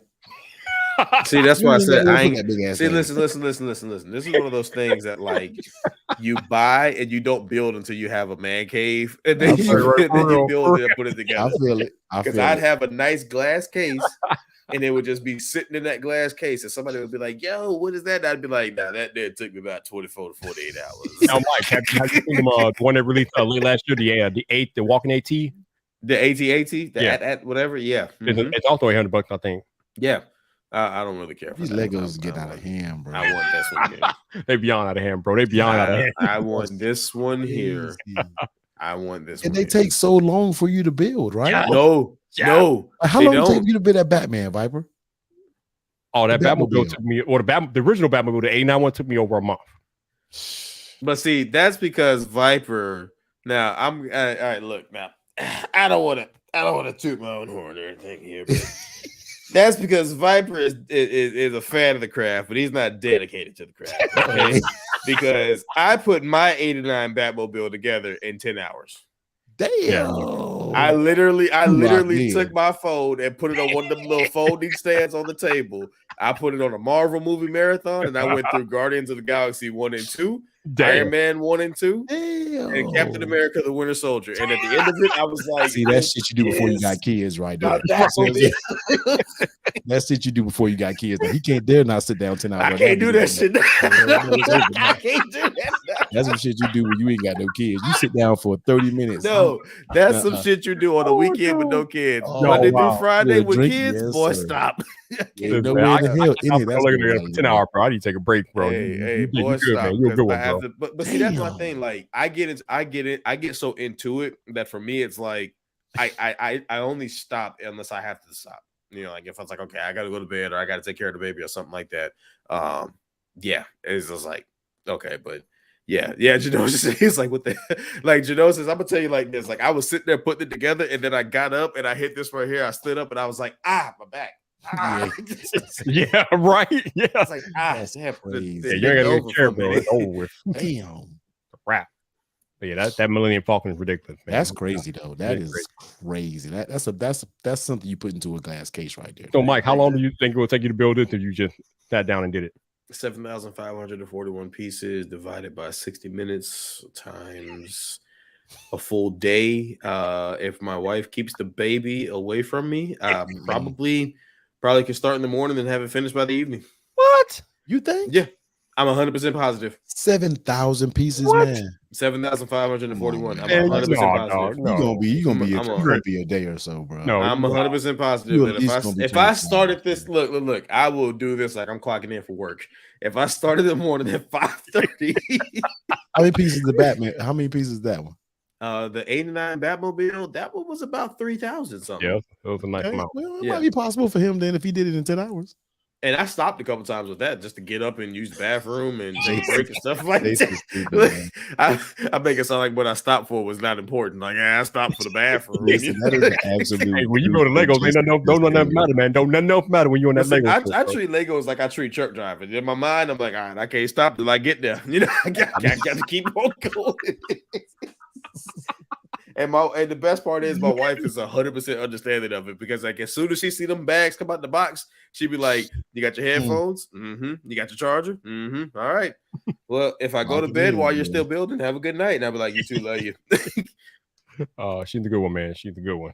Yes. Yeah, Jason, that's the truth. He said we don't ever grow up, we just grow up, we just get older. That is a damn truth. Boy. That's the truth. Yeah. We don't ever grow up, we just get older and our toys get more expensive. Yeah, that's true. There you go. There you go. But it's so funny though, like you have to have absolute concentration when you're building a Lego. At least I do, because it's so easy to mess up. And if you mess up and have to go back and read, oh no. I have not built. See, we used to have when we used to go into the office, and we had like an open workspace, like a room of standing desk, and on the table in the back there was always a huge ass puzzle. I'm talking about the biggest damn puzzle you could think about. And we will start a puzzle, and every few minutes you'll see somebody go over there, try to get a couple pieces, go sit back down. I look at the Legos like that, like where it's just like you gotta just touch a little bit and then go sit down. Like my mind wouldn't let me sit there and just go in. I would probably just be like, my eyes are getting crossed up. God damn you, Mike. Now you got me thinking about getting this one day. God damn you. Hey, look, Viper, I'm gonna tell you something. This is gonna be. I'm telling you, I'm gonna get one day. And one of these days. Now, I'm going to tell you the one thing to look for, if it's still available, check out Black Friday and Cyber Monday. Because I'm going to tell you something, and it's going to piss you off. Cyber Monday and Black Friday last year, it was $400. Oh, my God. Wow. That was? Really? Yes. It was $400. I tried to buy it, and it was sold out. Like literally, it was like, you know how Amazon does those, like it'll do the deal for like an hour. It was on sale for an hour, and I tried to buy it within the first 5 minutes, and it was sold out. Can you get those off Amazon? Yeah. Shit, what can't you get off Amazon? I could probably buy another me off Amazon. Shit. Yo, Amazon's legit, yo. That made me want to just go back and see what all Legos out there available anyway. They got Lego for everything these days. It's crazy. But my focus right now is that Optimus Prime. That is objective number one. Now nothing else matters. I have that. Once I get that, then I'll worry about everything else. We'll put Optimus Prime next to my Voltron. You know, one thing that I do want is something that I always wanted that I never got when I was little. Was like one of those big ass remote control cars that you can switch all the parts out of to take gas. Like one of them shits to legit go like 20 miles per hour. You know what I mean? I've always wanted one. I never got one. You know who does that? Oh. Damn, excuse me. What's his face? Brock in Texas. Yeah, I think he messes with those. I've always wanted one. Like I want to legit put real gas in it, change the suspension parts. Like I want one of those. And them things is high as hell. Like they are not cheap. Man, I do not like you right now, Mike. You really got me legit thinking about getting that damn. I about to have that. Bro. God damn you. You about to order that tonight. No, hell, God, no. You better order that tonight. Like, that's going to wait till like mini moon. See. For those of you watching the stream, that heard him say many moons. What you may not understand is that many moons is just the amount of moons until the next payday. Oh no, no. Because that's what it means for me when I say I gotta wait many moons to buy that, and then about 2 weeks later I show up with it. I thought you had to wait many moons. Well, that was 14 of them. Oh man, it's many moons. No. But now something like that for that much money, and that's why I said like if I was to get one of those, I would consider that one of those. Like, yeah, I'm gonna buy this, and it's gonna go somewhere in a box until I'm in my space to put it together and put it on display. It's not going to be put together and be sitting back here on this damn couch. The other thing is I have no business getting anything like that right now. I still haven't even opened that up yet. That's a whole capsule. And that's like a whole thing on to itself. So you have fun with that. Yeah. That's a whole different thing. That's crazy. That's not half as big as that Millennium Falcon. So have fun with that. Have fun with that. I'm good. I wasn't a Harry Potter fan, so you say you are or you're not? I'm not. Oh, I wasn't either. I literally avoided to play for like 20 years, but then I started watching movies and I got hooked. I watched all my girl when I wanted to watch it. She's a huge Harry Potter fan. She has the wands and all that shit. Like she's big into it. And I watched her maybe a few months ago. I watched one every day, and it was pretty good. It's pretty good. I fell asleep on every single one because they were real slow, but they were good. They were good, but I'm not like diehard into it. They were good movies. I'm probably going to be attacked for this, but a trilogy of movies that I have never seen and I just don't care to see. Lord of the Rings. I knew you were going to say that. I knew you were going to say Lord of the Rings. Lord of the Rings is fucking goated. I just have no interest in it, man. I don't know why. I just have no interest in it. I don't think I've ever sat through and watched like the entire trilogy. I think I might have seen bits and pieces, but I've never really sat and watched the entire. Lord of the Rings is the shit. Okay. Might have to watch it one of these days. Maybe one day. But I think I've held these gentlemen up enough. They have families they got to get back to, so I don't want to kidnap them. But I appreciate both of y'all spending time with me tonight. Thank you. Fun man, always good, man. It's always like I don't get the chance to nerd out about Lego from people much, so it's fun nerding out with y'all about Lego. Man. You got me wanting out the Optimus Prime now. Like I don't know what the hell I'm gonna do with it. You need that in your life, bro. I legit, what I might do honestly is I may get it, build it, and give it to my brother because he's a huge Transformer. Like there you go. Junkie. There you go. So I can see myself doing that for like. Oh no. He might get mad at you for building it though. He might get mad. Don't build that shit. So when you order them, how long is that a pre-order? Like, do they ship right then or? Oh yeah. No, if it's available June 1st, it'll ship right then. Yeah. Okay. I legit may get it, build it, and give it to him for his birthday in June because he's a way big. It just looks cool to me. He's a Transformer like junkie, so he'll appreciate it way more than I will. Actually, since is Lord of the Rings on any of the streaming services? Let me check here. I don't know. I haven't seen Lord of the Rings in forever. I actually have them all on Blu-ray somewhere. I got an app that tells me what oh, it's on HBO Max. Okay, cool. Yep. Lord of the Rings it's a good watch. Like you gotta watch Lord of the Rings with some good audio too. You know what I mean? Like you gotta have some good ass audio. Oh, I got a pair of Astro headsets that simulate 7.1 surround sound. So that's how I get down. So last question before we go. Have y'all ever gamed with your AirPod Maxes? No. Somebody in my comment section was talking about gaming with them. And they were like, you would never go back to any gaming headset ever. I believe it. I mean, the AirPod Max are that good, but yeah, the Astro 850s are like goated in gaming community. Oh yeah, Astros is the shit. I use Turtle Beaches myself, but I had an Astro with a separate like volume module that's like, yeah. Oh, there you go. I got Turtle Beaches over there. Yeah, I got two pairs of Astro 850. I got one for the Xbox, one for the PlayStation. I won't buy Turtle Beaches again though, at least not this particular style because yeah, I mean I like them, but the thing is, and those of you that may not know this, when your hair looks like this, you use a lot of like berries, juices, and oils and stuff like that in your hair, and the leather on this is like, oh yeah, it started deteriorating. So I'm like, nah. But I used to play a lot more than I do now. Like Monday through Friday, my Xbox is like dead to me. It's not until like Saturday that I actually cut it on, and then even mine hasn't been on this year. Damn, I just start mine on. Sitting here dusty as hell. Damn. I'll play some baseball on mine today. I might cut it on tonight and play some Forza. I do got to check out the show. He ain't gonna cut it on. He gonna get off the stream and go to sleep. Probably. Yeah. Hey, but I appreciate y'all hanging out for what we've been here like almost 3 hours. I appreciate y'all in the chat hanging out. Thank y'all as always. Y'all show up every Friday night, so I appreciate y'all showing up every Friday night, man. I hope y'all have a good weekend. Jonathan, if it's Sherlock Holmes, yes, I don't really get into anything that's not Sherlock Holmes. Although I will say that I earlier this year I played the Mafia games. I beat Mafia 1 and Mafia 2. And those are amazing games. Need me a good storyline movie. That's what I need.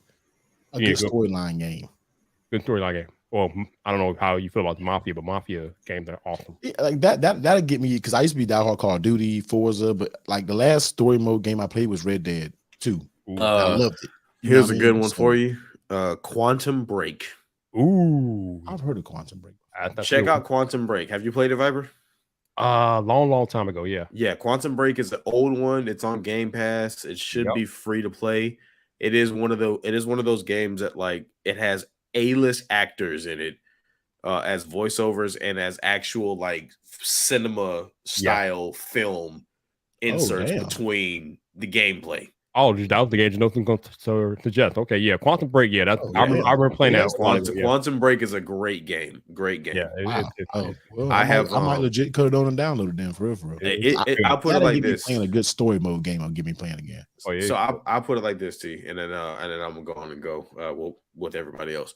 I downloaded the game for the first time when it came out years ago on the original Xbox One, and I have played through it 4 times. Damn. Yeah. I've played through it 4 times. And I'm pretty sure you can own it. So yeah. Mm-hmm. Okay. Damn good game. I'll check it out then. Quantum Break. Yep. That game's legit. But on that note, appreciate all y'all being here. Once again, thank you to T and Mike for making time tonight. Always good to hang out with the fellas. Y'all go out there, have a good weekend. I will catch y'all next week. Be out of here. Peace. Peace.